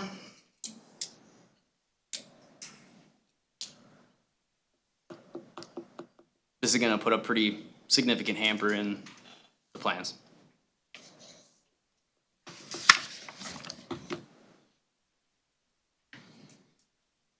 Well, what does the board think about the variance and speak up? So the feedlot variance wouldn't be affected no matter what kind of house they put on there? No, cause as, I believe that one was actually pretty much to their top of bluff setback anyway, so any other proposal they'll do, that should be. But you're not sufficient interested in any for. other proposal, so there's no point in going further with a feedlot variance or not? We would need the feedlot Yeah. variance Yes, we would like regardless of what that. we do. Right. I guess So let's do that, any other, and let's get that out of the way, and House then you can proposal make a that doesn't- decision on what you do in the future. Yep. yeah. Is that fair enough? So they may still, if they're gonna put a house up, they would design it, so, not design the house, but the location, so that they do not have to come back to the Board of Adjustment at all. Is that what I'm hearing here? That's, Right, Amelia? It sounds like that's what you guys are looking for, yeah. you guys are saying. because there wouldn't be any shoreline variance Yep. required. Yep, you're asking them to bring a proposal, well, I guess it wouldn't be to you guys anymore, but bring a proposal forward that requires no shoreland setback reduction. Permitting would have to be right. Yep, at that point, then it would just come to our office. But they still need the feedlot, so that's why, I'm in and then favor we of the should still go feedlot. through the findings. Let's do the feedlot ordinance and So, Well, then we need a motion to grant the variance from the feedlot is what we need, if that's what the board wants to do. so move. We still have to go through all that, let's, yeah, let's start over, and do the findings. feedlot. I guess I would have had these prepared. So let's, Well, you can go on to number Three. three. We don't have to go back to number one, do we? On the variance? Number. well, we should establish that we're just reviewing the feedlot. Yep, So, number three, we'd go to number three then, correct? Yeah, let's start over. So we're gonna start over with findings. These findings are for the variance, the request for, the feedlot setback. So number one, that the variance request is in harmony with the intent and purpose of official controls. Analysis states that area variances are allowed by the zoning ordinance, and revitalizing existing building sites minimizes disturbance on the landscape and retains tillable acreage, which are goals of the land use plan. Roll call. No, this is the feedlot. just Strictly for the Yep. feedlot. The feedlot. Feedlot. Well, it's just for the feedlot, then we just have, all in favor, say aye. Aye. Aye. Aye. Opposed? Go ahead. Two, that there are practical difficulties in complying with the official controls and the proposed use of the property is reasonable. Economic considerations alone do not constitute practical difficulties. Analysis states that the applicant has very limited area to work within the existing building site footprint and outside tillable acreage. They're trying to work around shoreline bluff setbacks, a quarter line in the location of the previous dwelling. All in We're favor? dealing with just the feedlot, so just drop that part about shoreline bluff. Would you, Be crossed out. yes. The reality of, their need the variance from a feedlot for almost any location close to that bluff edge, shoreline bluff. So a change, They needed, they're beyond the variance. Even at the variance, if they're building beyond our variance for the bluff, they would need the feedlot per variance.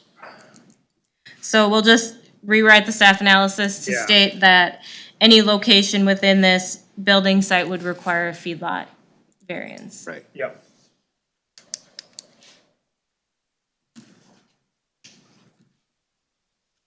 All in favor, say aye. Aye. Aye. Aye. Opposed? Go ahead.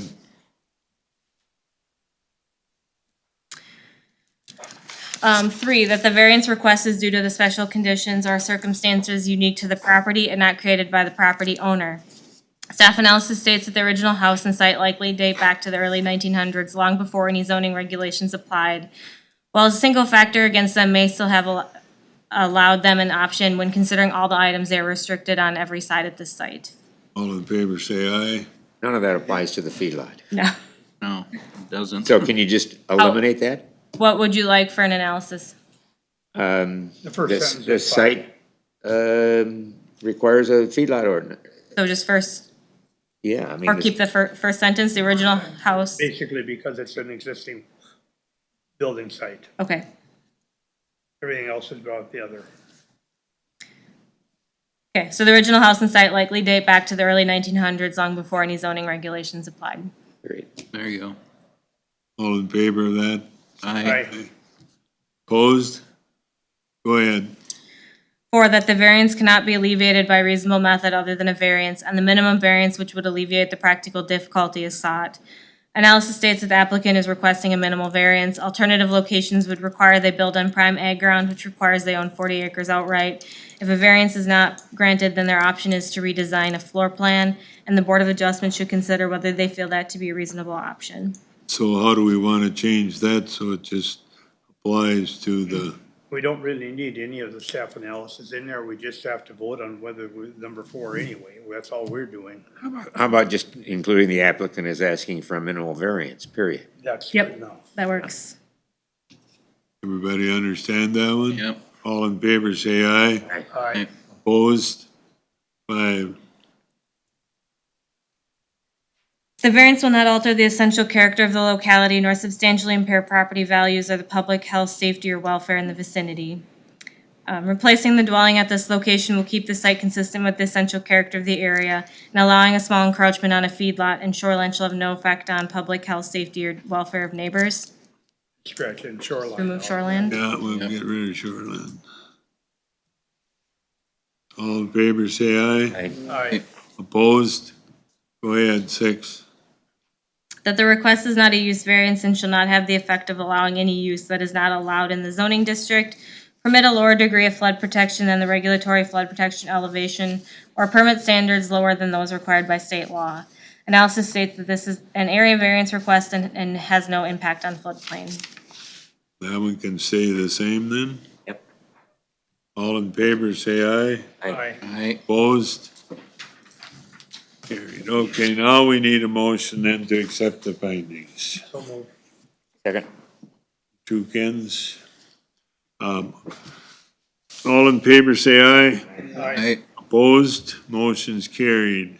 Okay, now then, the motion, should be read, so we understand the motion, variance for just the setback from the feedlot. I'm gonna back you up just a second. So we should redo all the findings for the shoreland request then. So we just have to go back through them again. I thought if one failed, it was done. Well, that's why we didn't wanna combine them, because then you're failing their feedlot request too. Oh, got you, okay. So that's why we just split them Okay. out. So if we get past, we only have to go to 2, So, if we all. well, we fail. should document them all. But yes, if one fails, then they all fail. Okay, So going back, this time the findings are relevant to the shoreland request. So the variance request is in harmony with the intent and purpose of official controls. Area variances are allowed by the zoning ordinance, and revitalizing existing building sites minimizes disturbance on the landscape and retains tillable acreage, which are goals of the land use plan. So why are we going through them again? Because we're just giving a variance for the feedlot? Well, We have to. I guess they could withdraw the request for the shoreland one, but since that's still on the table, we need to make a vote on it, so you need to go through the findings. And, that's what we're doing, because that first set was only relevant to the feedlot setback request. I thought that's what we just did, was for the feedlot. we did. We did. We need to do the same thing for the shoreline now to document that Oh, you're and, denying that. and vote against the That's- shoreline then. Wherever there's shoreline in there, is that what you're saying then? In the analysis? Yep, in front of. Yeah, well, yep, we'll have to go back Findings. through them all, Doing the findings. but they'll probably all be, Shoreline. yep. Okay. So do you guys Strike, wanna vote on that first one? I thought we did. Yeah, we did. We voted. Just on- hold the, or, We all said yes. We approved that one. Yeah, we approved the findings on the first one. okay, so the second one, there are practical difficulties in complying with the official controls, and the proposed use of the property is reasonable. Economic considerations alone do not constitute practical difficulties. So the finding that you guys had decided on there when we were discussing it last was the applicant has very limited area within the existing building site and outside of tillable acreage. They're trying to work around the shoreline bluff setbacks, a quarter line, and the location of the previous dwelling. I guess we'll just go back through these again, if you could explain why. Ken Anderson, I agree with that. Franklin Hahn, Yes, Isn't this the one we voted no on? Yeah, that's what you did. I voted yes. on it. Oh, okay. But you guys all voted no. well, I thought we were going through all the analysis, just going through number 3, is that the only one? Number two. Number now. two. Or number 2? we're yeah. looking at number 2 right now. That's the only one that we're going through, is number 2. Well, we're gonna go through all of them. Eventually. But number 2 is what we're on. Yeah, I know, that's the one where we voted for against. I thought you were back to 1 We again. kinda got rid of all the discussion previously. When we decided to split everything out, you can forget that happened, and we kinda started over. So some of Basically- this is reiterating what you already discussed, but. basically striking the shoreline. This is about the shoreline now. Yep. So you're on, Number 2. number 2. Yep. And I think we And you're came to doing a the roll call vote. conclusion, So, you're good, so, Oh, I voted the way I voted the first time. no, okay. And then Dean Hoppel. No. Wayne Runnigan. No. Would one of, Ken Visker? No. Would one of you care to elaborate as to why? Economic considerations from my perspective, it's a matter of relocating the house to avoid the shoreland variance. Okay. I say the shoreline, the prime ag land over shoreland, because the DNR doesn't want it. But they also didn't submit specific comments about it. Correct.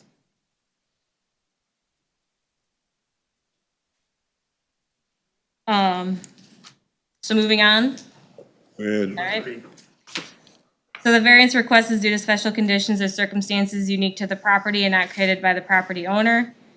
Staff analysis states that the original house and site likely date back to the early 1900s, long before any zoning regulations applied. And while a single factor against them may have still allowed them an option when considering all the items, they were restricted on every side at this site. Ken Anderson, Aye. Franklin Hahn, Aye. Dean Hoppel, Aye. Wayne Runnigan, Right. and Ken Visker. Number 4, that the variance cannot be alleviated by a reasonable method other than a variance, and the minimum variance which would alleviate the practical difficulty is sought. Staff analysis stated that the applicant is requesting a minimal variance, and alternative locations would require that they build on prime ag ground, which requires that they own 40 acres outright. If a variance is not granted, then their option is to redesign a floor plan, and the Board of Adjustment should consider whether they feel that to be a reasonable option. Any discussion on that one, or on the prime land part, or is it all right the way it is? Well, our zoning, it says that prime ag land is our number one criteria in our zoning. Right, you have to have 40 Not acres to rough build land Or on. floodplain or any of that stuff to And you protect. have to have 40 acres to build on prime land. And I guess my reason for bringing that in is just because they're on 2 separate parcels, so if something happened in the future and one got dropped, they're kind of protected. Go ahead, roll call. But, okay. Ken Anderson, Aye. Franklin Hahn, Aye. Dean Hoppel, Aye. Wayne Runnigan, and Ken Visker. No.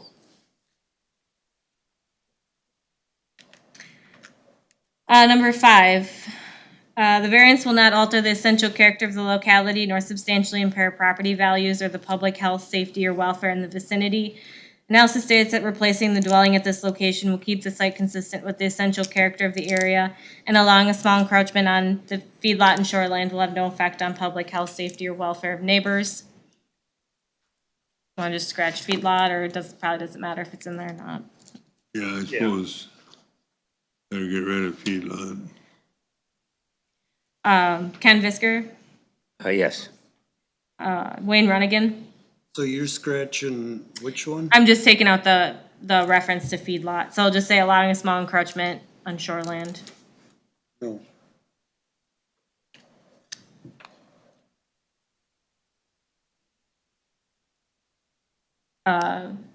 Wayne? I said no. No? Oh, sorry. Dean? No. Franklin Hahn? No, And Ken Anderson?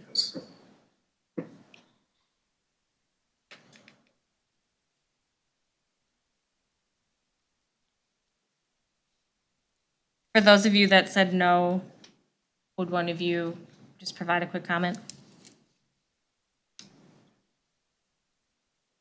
Well, I feel there's room to, design a home without any, extra variances besides a feedlot.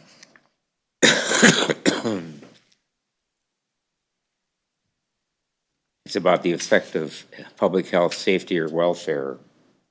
That's where we are differing. I'm reading just the public health, safety, and welfare. It wouldn't have any effect on those. but that was scratched. That was scratched.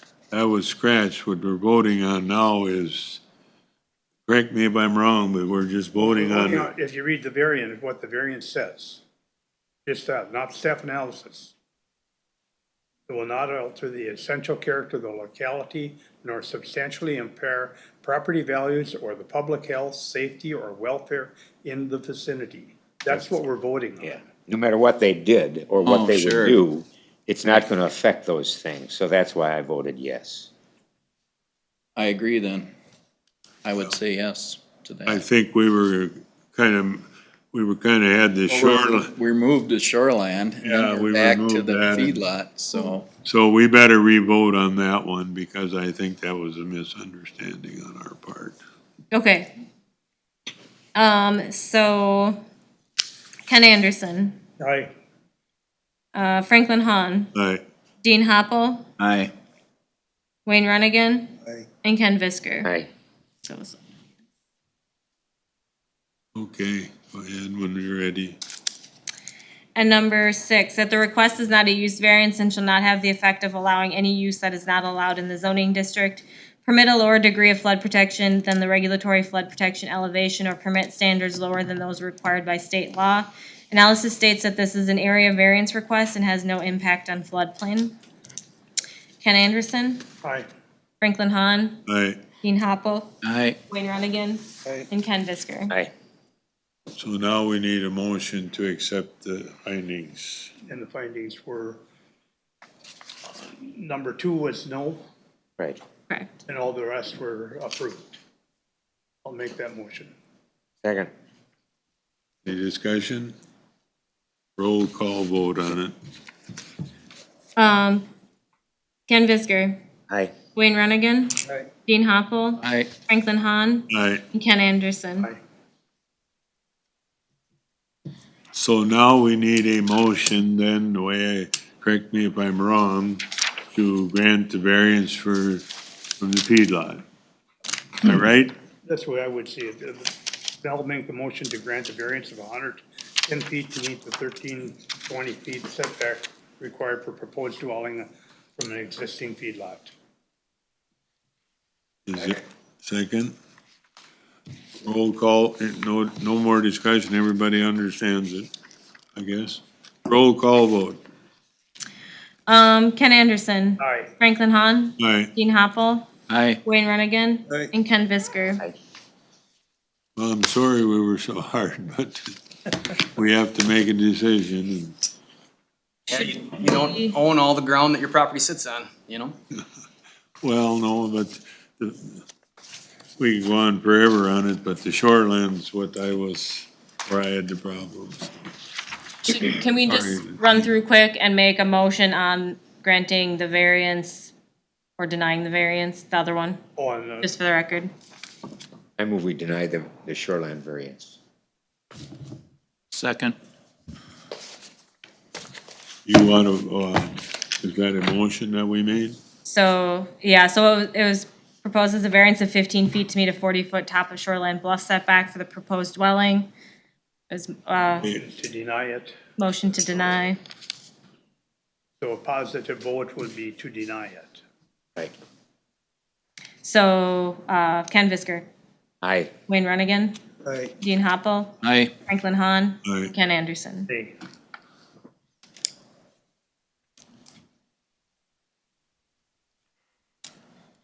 Okay, thank you for that. Thank you.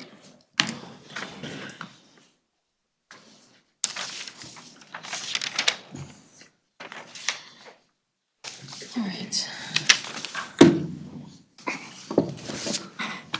Evening. Aye. When you're ready, Amelia. Okay. So please take notice that if an application is received from the following persons for a variance of setback requirements, Cole Hoshite and Tom and Manon Hoshite, for Section 19, Township 102, Range 5 in Houston County on parcel 090196000. This is in Mayville Township. and they are looking for a variance to reduce the setback requirements for expansion of an existing feedlot from urban development and dwellings in the agricultural district. A hearing on this application will be held at the Houston County Commissioners Room in Caledonia at 5:45 PM on Thursday, July 31st. All persons having an interest in the matter may attend the hearing or submit comments relative to the granting or denying of said application.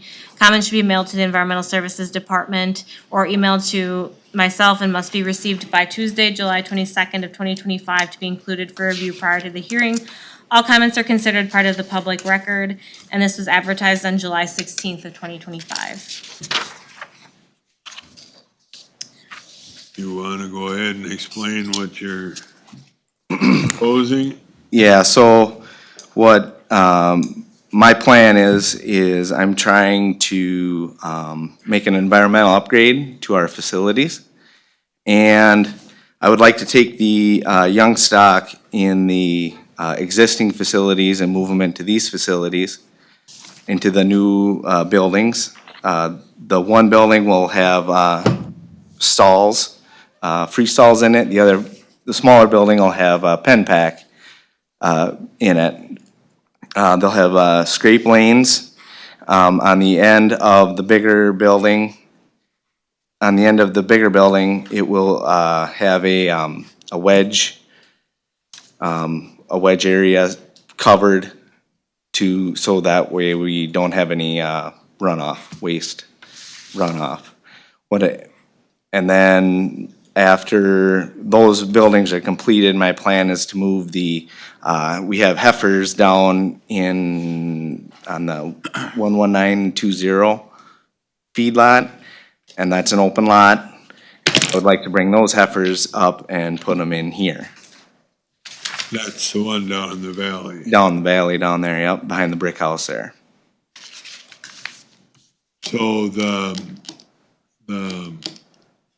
in the same building, then you're proposing free stalls and pen pack in the same building? No, one building will be free stalls, the bigger building will be free stalls, and then the smaller building will be pen pack for the smaller So is there a animals. limit then, if you got free stalls, when you have free stalls, do you have to have a pen per every one, free stall per every one? Yeah, it's gonna be pretty much one stall per animal. Okay, We're not adding animals. We're getting a better facility for the animals that we have presently. We're So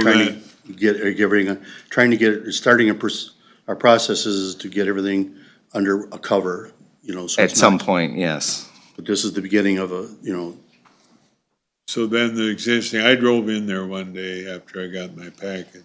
The two existing buildings that's there that you're utilizing now, according to your packet, you're gonna use them for storing hay and you're not gonna tear them down. No, after, in discussion with Jeremy, he proposed to me, we shut that valley facility down and get those heifers and that out of that floodplain down there. That was my original plan, yes.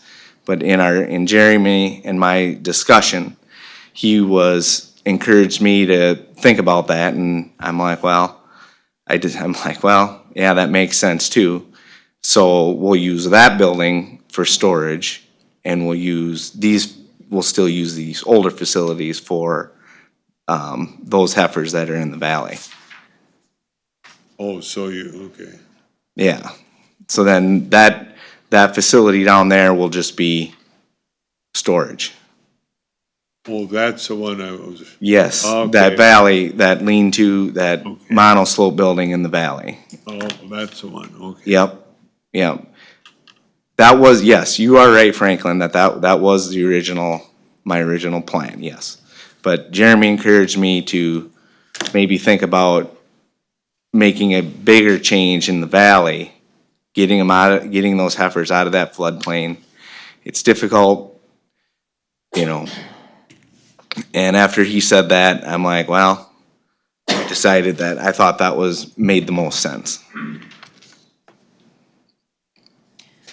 Jeremy did have, I think he had modified the plan. Yeah, That actually more accurate. that was I thought that was my plan, yeah. Okay, yeah, I think so I printed these off because I think he intended to, it just shifted that south building, if you wanna pass those on.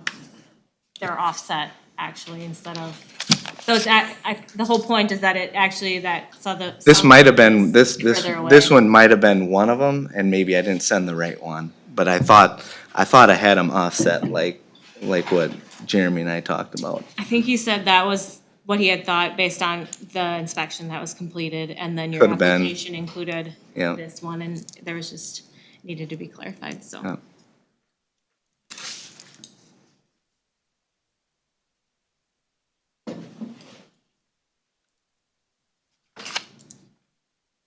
So this lower building is 234.6 feet from the house below? Could be. What do these people say about that? Jeremy, they just moved in. Jeremy claimed that there has been no discussion. Discussion has been through a third party, I guess, you could say, and perhaps they're here tonight and will comment. When we get to that point, I guess. So, yeah, we'll address the comments after the board's got more questions on this. You're increasing your animal units? We are not. The reason why the animal units are increasing is because those heifers in the valley, those animal units would be moving here, But overall, we are not. but overall, we are not. So it'd be moving them closer to the city limits. Right. So would it be advantageous to move them up where you milk or up on the hill, or is that It is yes, it is a possibility. I would like to continue to use this site if it's possible. It helps with our animal units per area. Yeah, I'm looking at this and it says the petitioners plan to house up to 270 animal units. The two sites combined are currently at 181 and have been registered as high as 226. That looks like an increase to me. yeah. At this site, yes. At this site. That is correct. At this site, yes. Right. Yeah. It is increasing at this site, yes. But overall, it would be, total animal? Yeah. Units wouldn't be, animal units. So are your animal units designated per site? yes, Yep, they always are. yes, per site, yes. So this site at Will this point increase. doesn't have a 270 unit, No. so you are increasing at this site. At this site, yes.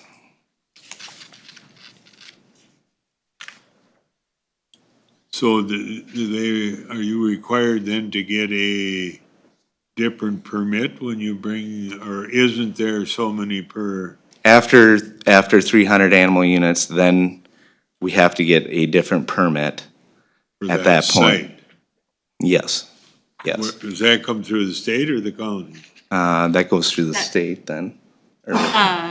So at 300 animal units, there's a county conditional use permit required, and then also potentially for manure storage.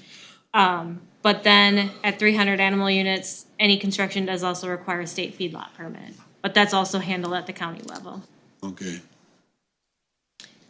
And some of that, so as of right now, we don't know that a state feedlot permit or conditional use are required, but they're still hashing out some of the details from what I understand of the manure storage. Yeah, And so it could potentially require one of those two, but that'll be determined as more detailed plans are figured out.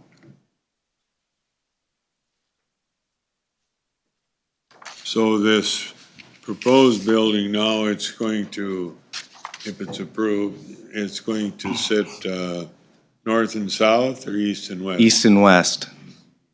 Behind or below the other ones up there?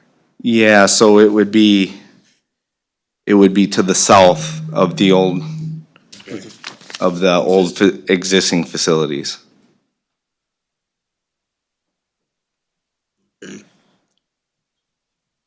Drainage wouldn't be as friendly going straight east probably, huh? Well, we looked at it, but it's We- gonna take so much dirt. It removal. take, yeah, we, That was our original intent. that was my original intention, was is to put it below, because I did not want to encroach on, I was trying not to encroach on anybody.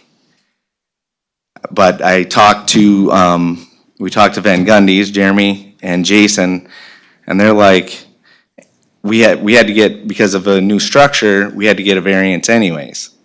So then I had them look at it, and they're like, it would, if we would move it to the east, it would take so much fill to fill it. It's a low spot, so in the wintertime, it would fill with snow. And they just felt that if we, being we're having to apply for a variance, let's put it where it makes the most sense.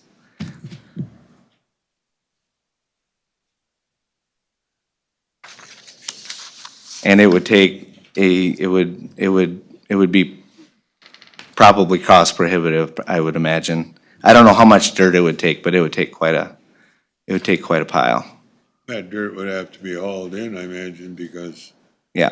you don't have a high knoll to. Up here, I mean, we're gonna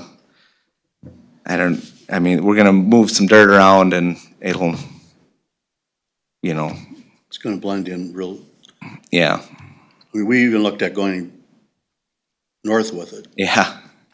Yeah, we looked at going between, But then we're gonna get closer to the. now city we're limit. getting closer to city limits again. And the grade is uphill there too, isn't it? Yeah,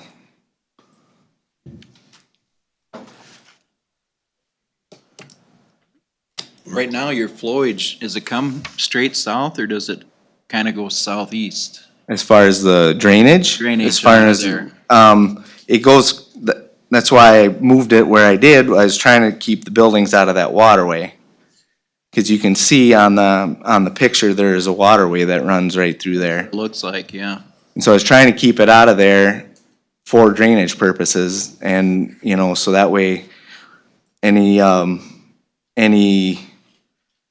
like our, behind the building, cause they're gonna face to the south. That way we can get that water to go right to that waterway and it'll all be clean water.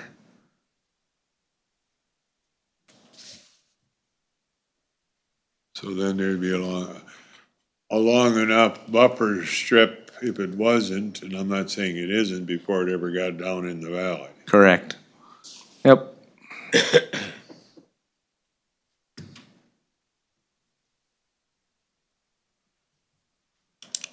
So is it sloped to the east? Yes. So it won't be running into this house below? No. No. No, it's all gonna run, it's gonna all flow.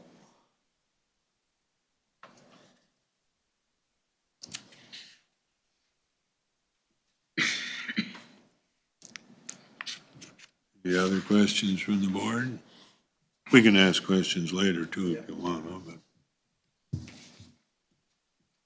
Our only role is to grant the variance for the building. Is that correct? Correct.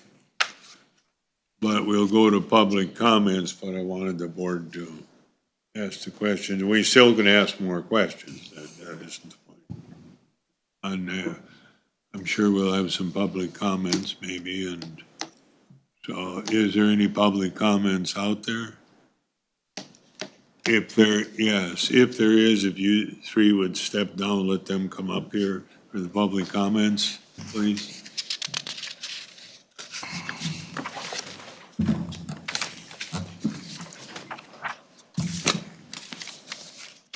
You don't need to leave. You don't need to leave. We might want to ask you more questions. If people come forward, if you could put your name down or state your name and then also write it, it helps with our record keeping. Leonard Reining.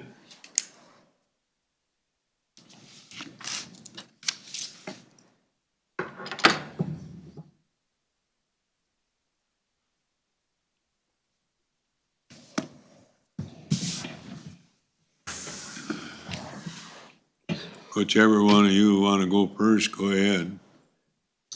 I just think that instead of, I think we're getting too close to town.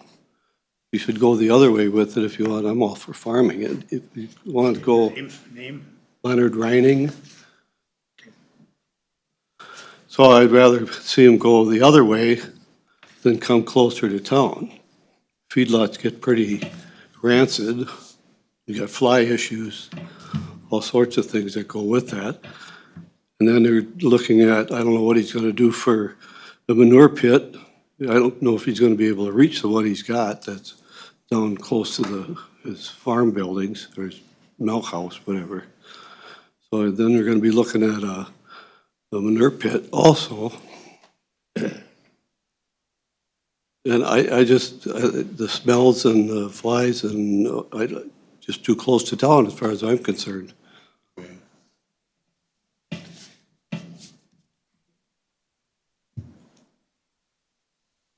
ahead if you want to. My name's Gary Miners. I got a whole list.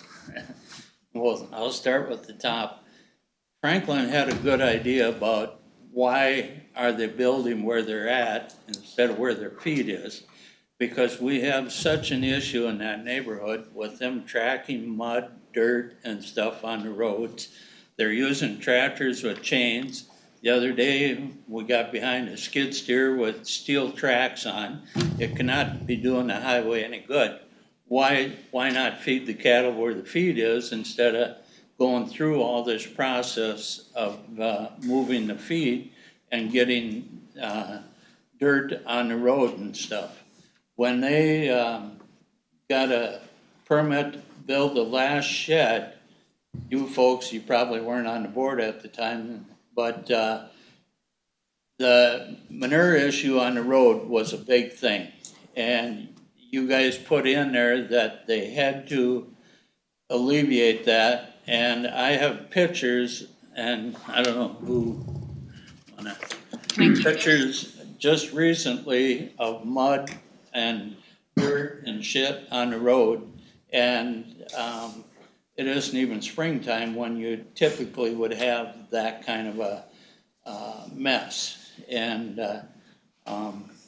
I don't think that part is right.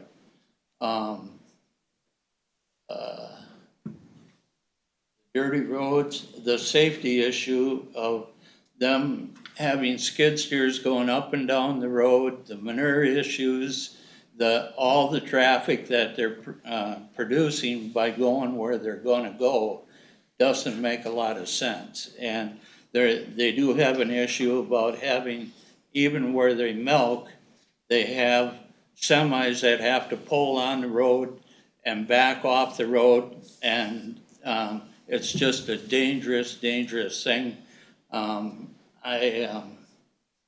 I've had neighbors coming over to me, and I guess I'm the one that's vocal, so they all come over to me to make me talk about this stuff. But the other thing is, I feel sorry for the people that own the houses next to them. The value of them houses are gonna, go down drastically when you got a feedlot this close.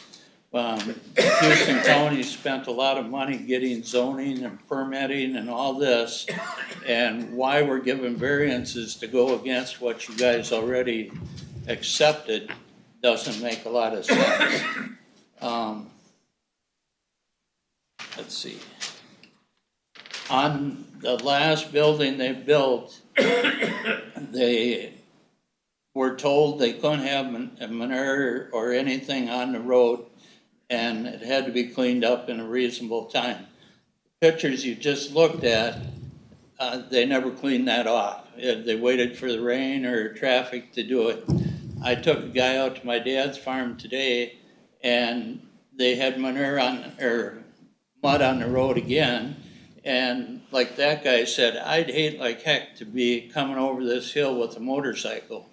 And we've had many people talking about the stuff there. They're saying they're gonna close the valley down, that feedlot down there. I really honestly believe you guys gotta put something in there very strict that if you guys go with this, which I hope you don't, they will have a time period where once cattle get up the new facility, it has to be shut down. I've been around them long enough where I know that that will not happen when they say it will. They will keep cattle, something will happen out of there. As far as stuff on the road, you guys need to make it monetary.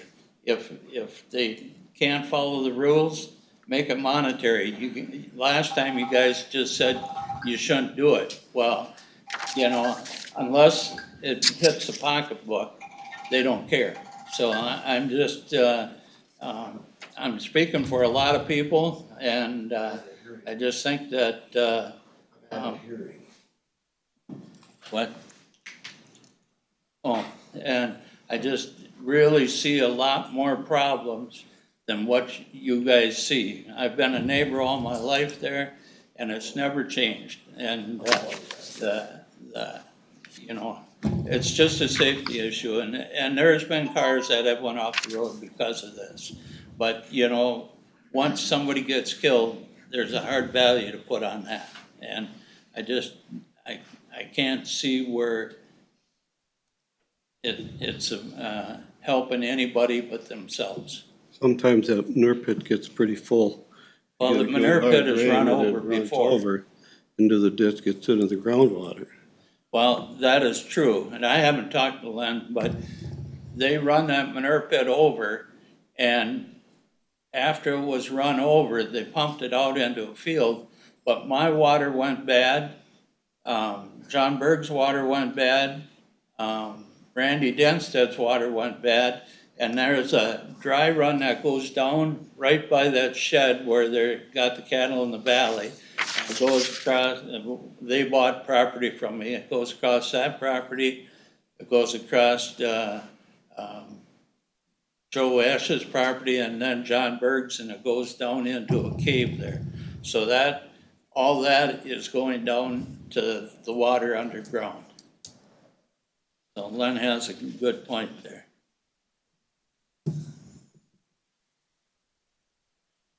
And as far as the feedlot, the manure plan that they have, I have their manure plan with me if you guys want to see it.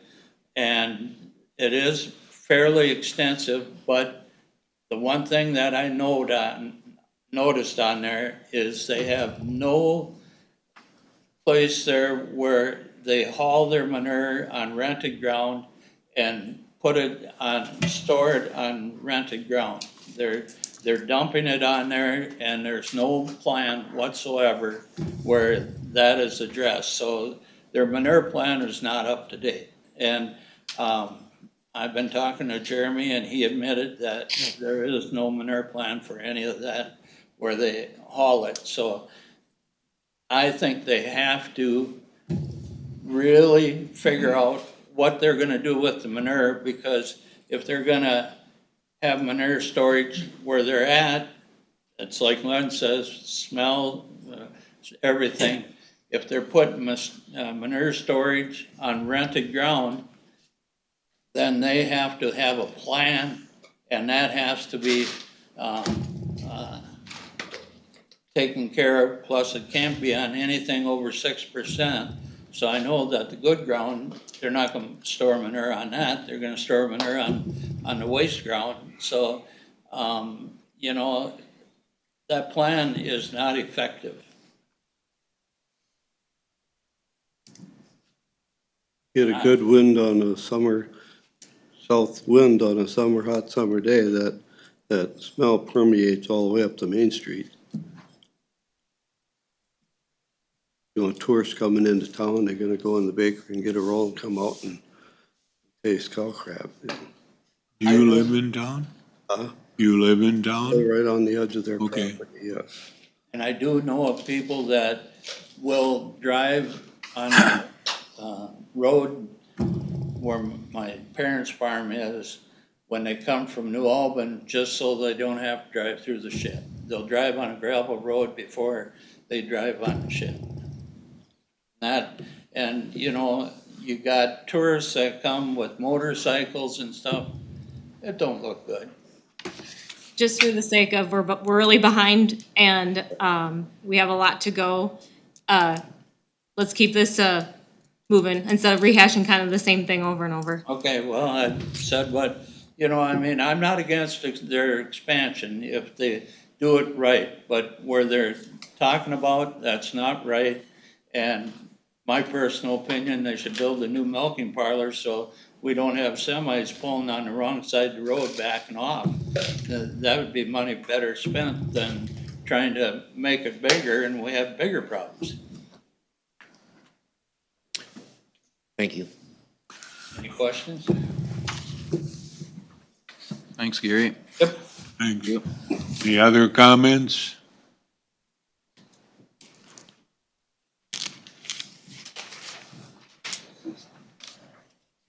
Got some pictures.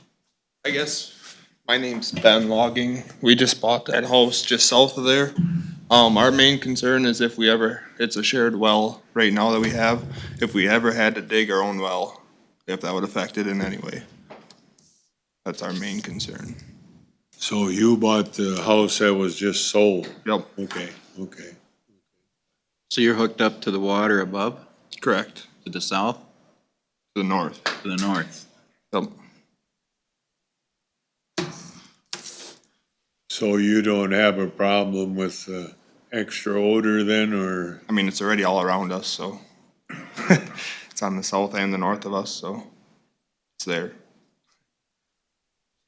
That's all I had. Okay, Thank you. thank you. Anybody else?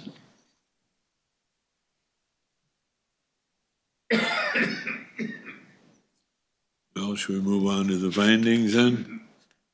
Or you got more discussion, or you need more information before we make a decision on this? Or what does the board want to do? Do you want to move on with it?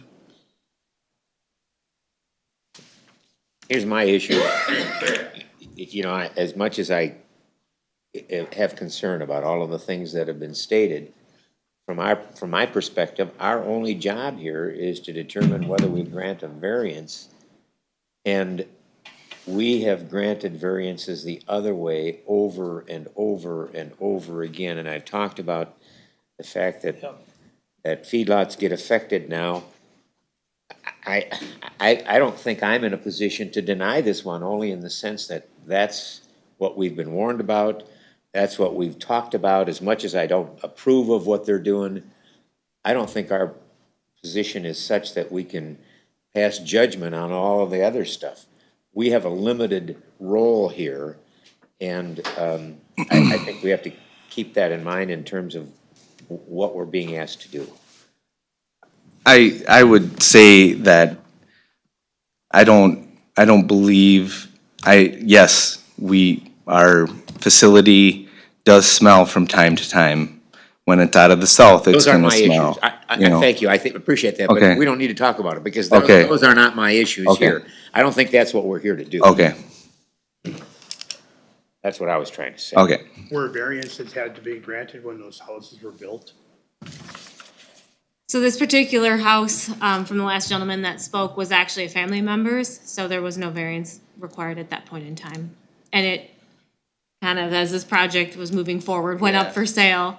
And then, like you stated, it just sold, when it was initially noticed, it sold during that period. What about the subdivisions that were added in? They had to have variances. That was before my time. And being there in city limits, I guess I'm not sure how that works. Do you recall any of the subdivisions in town? How was that? Were they handled? concerned about the feedlot there when they put the subdivisions in, or? I think that's what you're asking, aren't you? Yeah. Sorry, that was probably before both of us. I guess I'm not sure what the circumstances were at that time, being it's within city limits. I don't know how much Feedlot was oversight the county had. The feedlot was there prior to those. Our facility's been there as long as I've been. I'm 68 years old, and we've always had livestock there. And even way before that subdivision, so the people that moved into those homes knew Biggest problem. we were farm operating. Within that setback, you're expanding your animal units in that feedlot pool. Yes. And that is an issue then, a valid issue.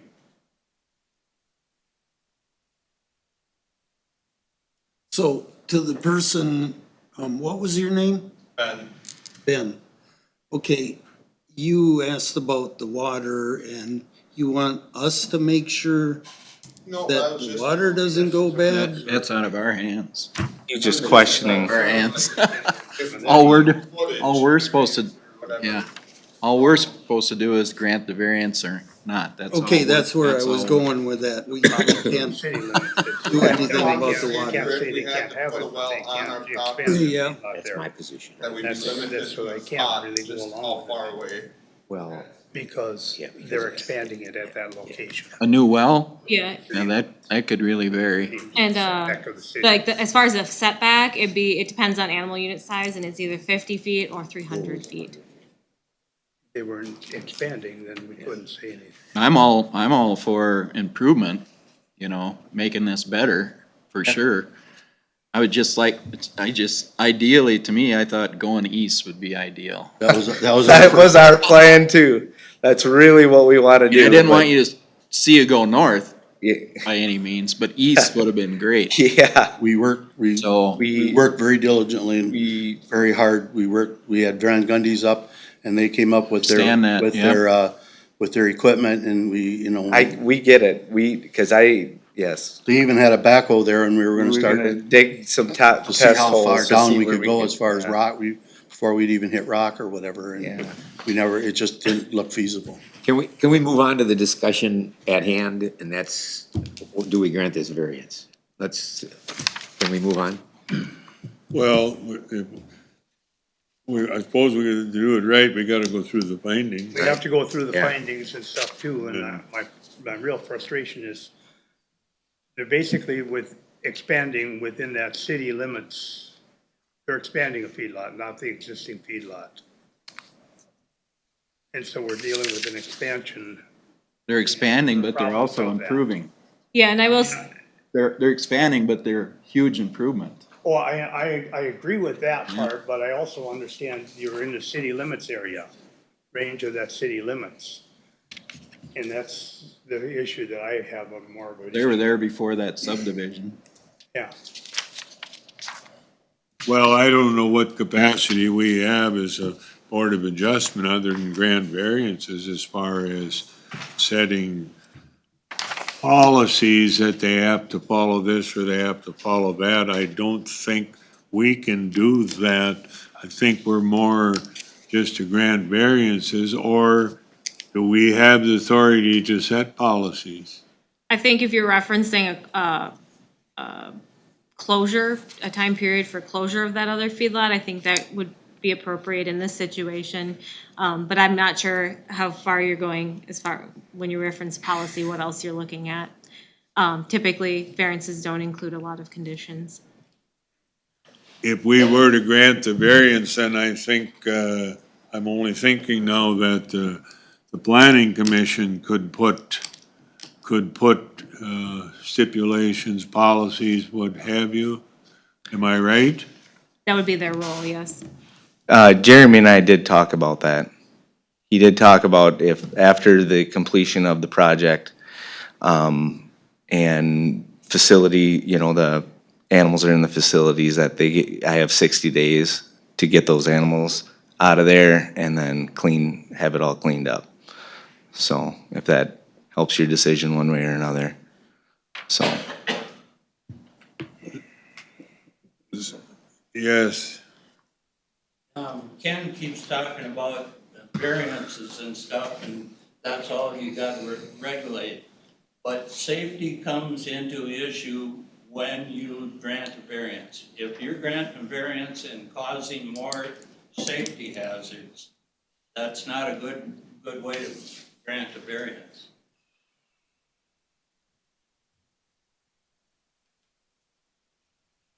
Do we need to, we're getting later,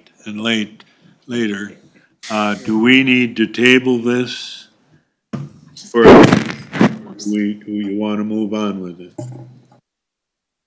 I don't think they have any solution on a different plan, do you? I mean, it's either this or not, right? Right.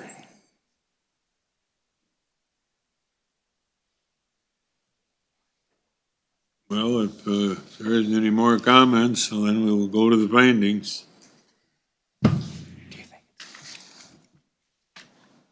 I guess that's a fair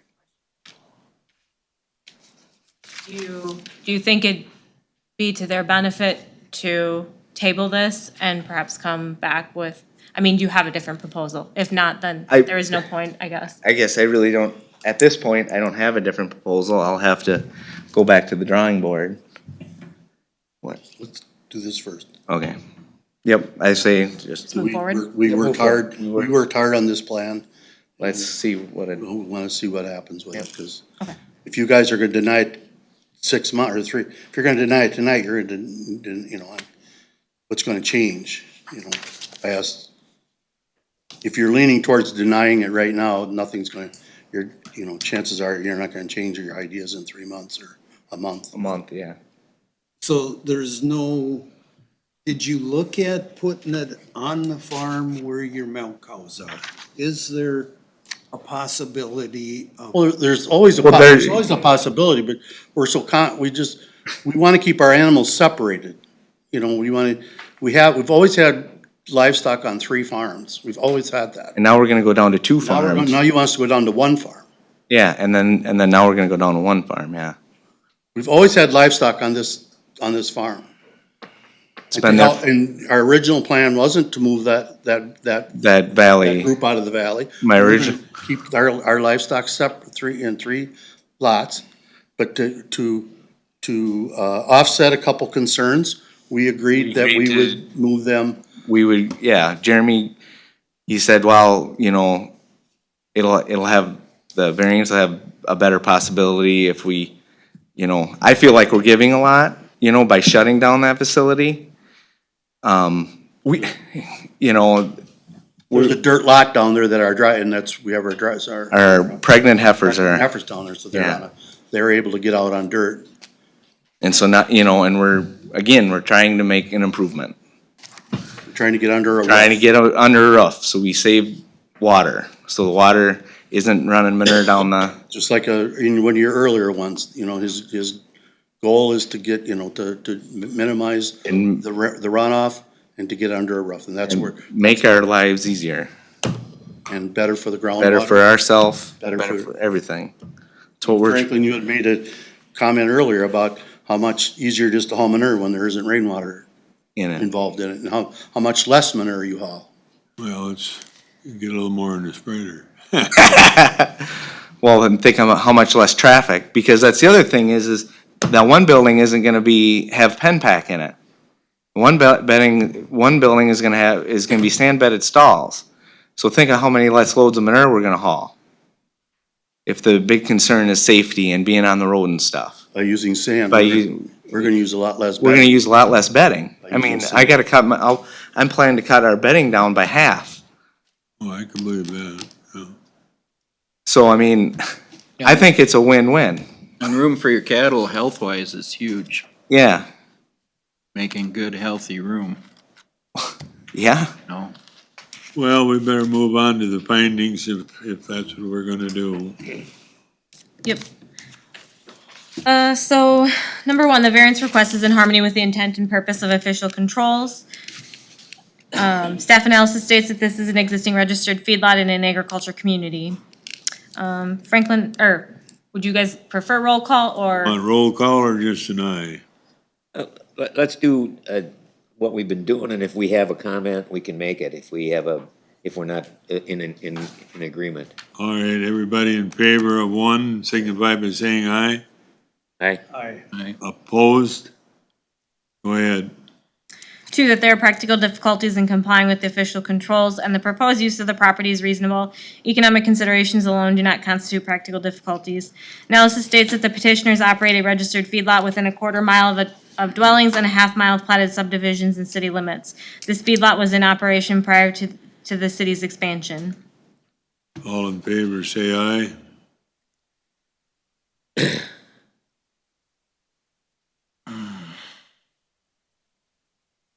On two, you wanna digest a little bit? Isn't there 3 houses within that quarter mile?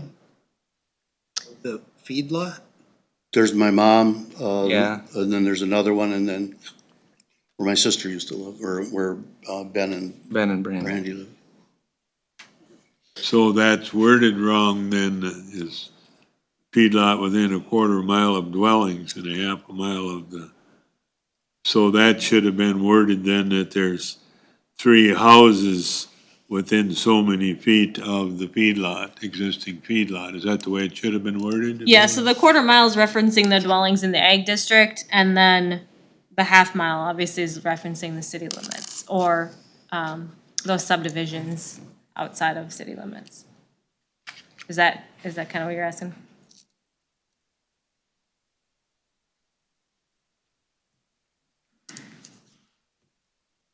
So we should just disregard that, it's the 3 houses then? Is that what you're saying?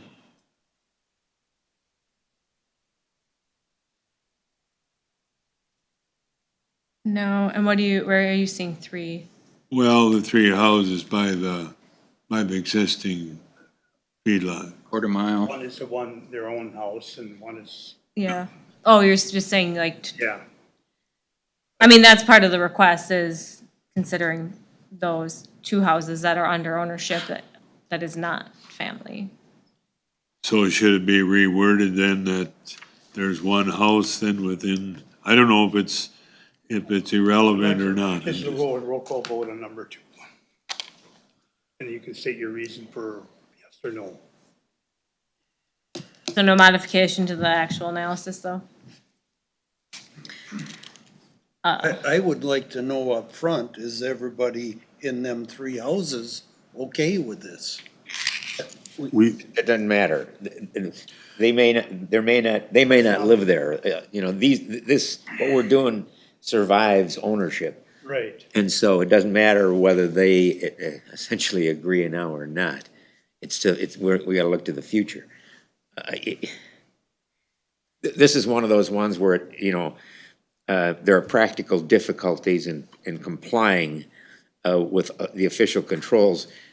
All this says to me is there are practical difficulties with complying with the feedlot orders, which we've done over and over and over again. We've granted variances for feedlot setbacks. That's all that does to me, and so I would vote yes. I mean, I think that's a reasonable thing to do. So Ken Visker, and I'll use your comments. Wayne Renigan, Yes. Dean Hoppel, Aye, yes. Franklin Hahn, I'd vote yes, but I would just note in there that there is 3 houses closer than quarter mile. and Ken Anderson. I'm gonna say no, part of it is the compliance, is they're expanding their feedlot. And no matter what you're doing, you're expanding your feedlot within the city zone setback.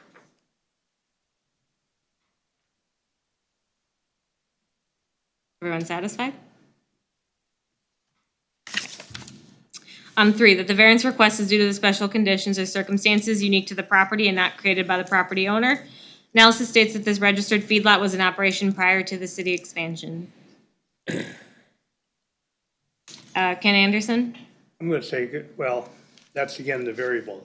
The existing feedlot would be in compliance, but any expansion does not. That's where I'm gonna have my problem. Franklin Hahn, I guess I'll say yes. When they expand, then the city or, But it was a no. I say a no. Okay. I didn't. Dean, Aye, yes. Wayne Renigan,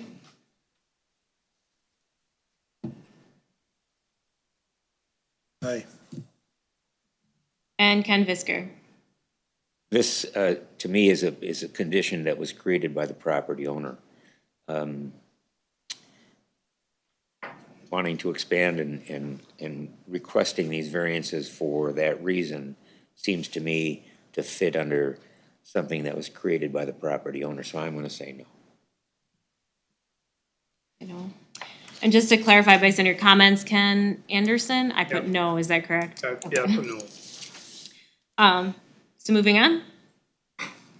Number 4, the variance cannot be alleviated by reasonable method other than a variance in the minimum variance which would alleviate the practical difficulties sought. Analysis states that the applicants operate a registered feedlot that was established prior to the current zoning rules being established. Without total closure, it is not feasible to locate outside of a setback area. Franklin, Yes. Dean, Yes. Wayne, No. Ken, No. Visker, or Anderson? And then Ken Visker. I'm a yes on this one. Number 5, that the variance will not alter the essential character of the locality nor substantially impair property values or the public health, safety, or welfare in the vicinity. Staff analysis states that this is a registered feedlot in the agricultural community and this project will be an environmental upgrade and will not alter the character of the existing site. Dean. Only time will tell, but yes. Wayne. No. Ken Visker. I'm a no on this because of the increase in animal units. Ken Anderson. No, again, because of increased animal units. And Franklin Hahn. Yeah, I have a no on that one too. It's a tough situation, but 6, that the request is not a use variance and shall not have the effect of allowing any use that is not allowed in the zoning district, permit a lower degree of flood protection than the regulatory flood protection elevation, or permit standards lower than those required by state law. Analysis states that this is an area variance and it is not in the vicinity of floodplain. Ken Anderson. I guess I would agree with that. Franklin. yes. Dean Hoppel. Yes. Wayne Runnigan. Yes. And Ken Visker. Yes.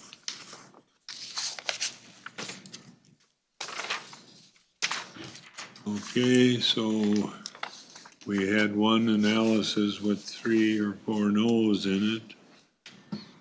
So there's no way of changing what's written, I guess. So I think that when there's one of the staff analysis that fails, that puts a stop to it. Am I right?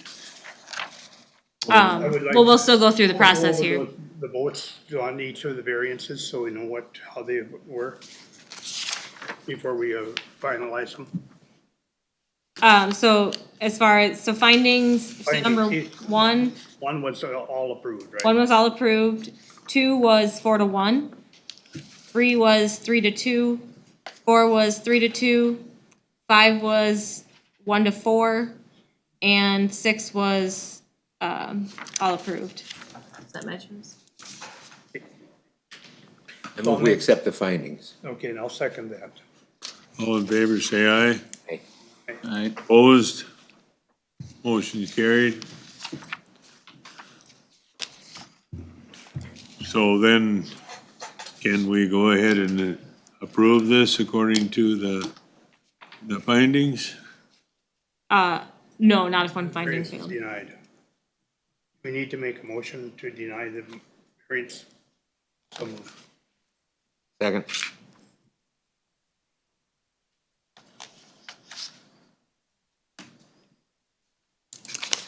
Sorry, Franklin, I guess I'll have to vote, yeah, we're voting on denying the variance. Yes. So can I ask a question? Sure. So if we don't increase the feedlot, do we just keep the animals in our valley farm? That, we wouldn't have anything to say about that because we don't, you don't need a variance for that? And it's still, It's- it's still- But we still want to build facilities but we just wouldn't increase the animal units on that site.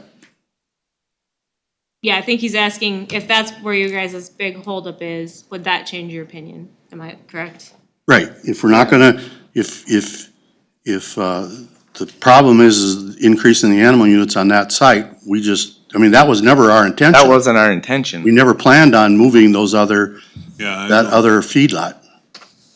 Well, do they have a, Jeremy has, or the zoning office have a problem with if you don't? Just that it's in a floodplain, but it itself really isn't, but, Yeah, it's not. cause it's on an elevated, or It's up.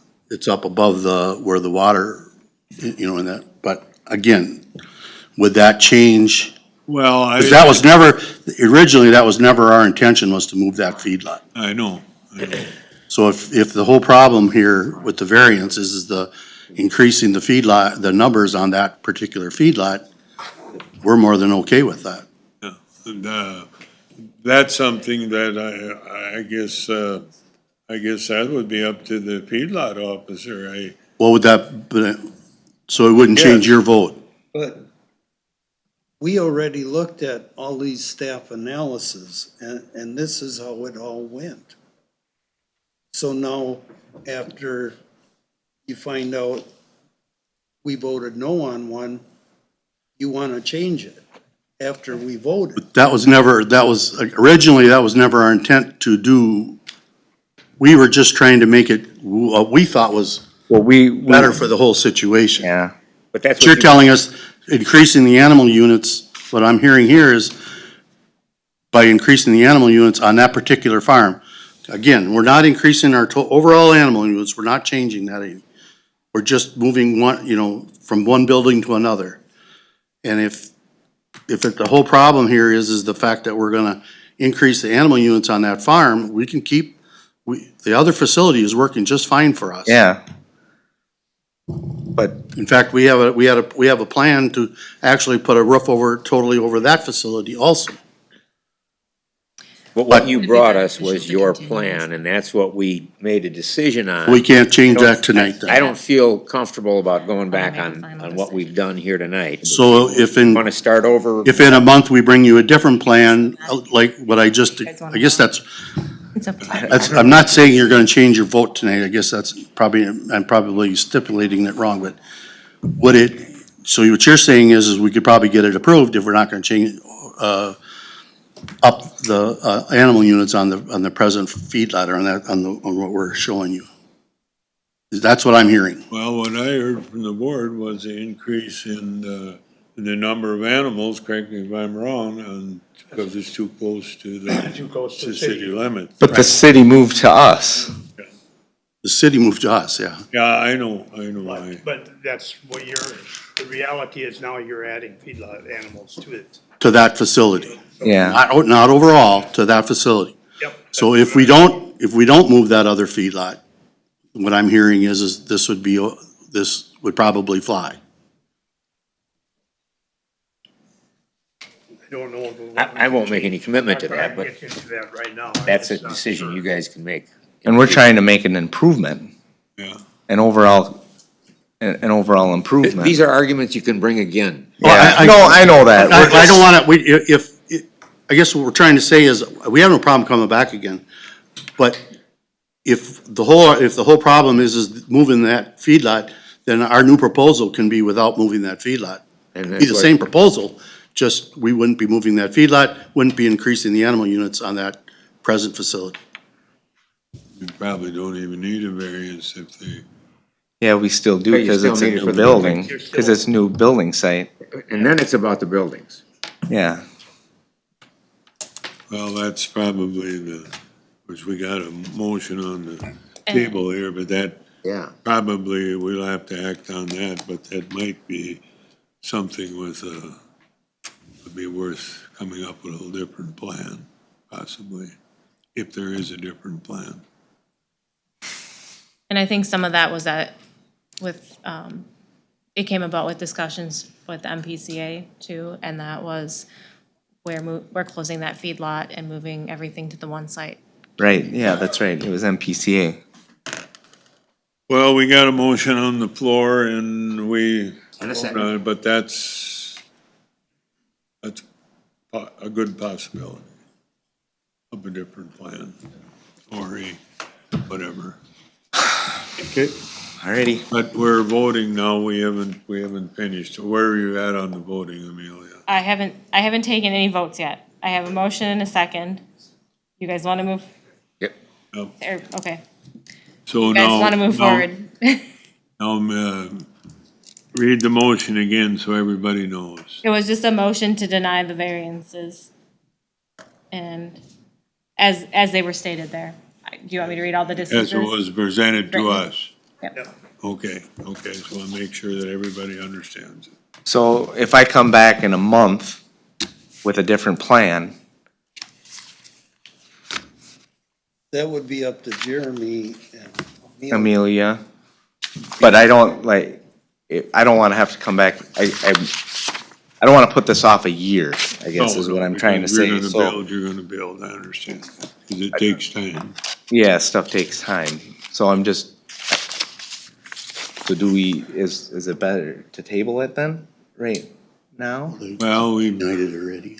Well, Or- they have, for that, we voted on everything. Okay, so it is denied on the then, floor, so we have to act. Okay, okay. On the floor. okay. I call the question. I mean, to vote. Let's vote. There's a motion on the floor and a Yeah, second. he called the question, so we gotta vote on it. Ken Anderson, Hey, Franklin Hahn, Aye. Dean Hoppel, No. Wayne Renigan, Aye. and Ken Visker. Aye. Well, I'm sorry. Okay, I hope we can help you work out something. thanks, guys. Thank you. Any discussion before we adjourn? Motion to adjourn. Motion, so move. Second. All in favor, say aye. aye. Aye. Opposed? Meeting's adjourned.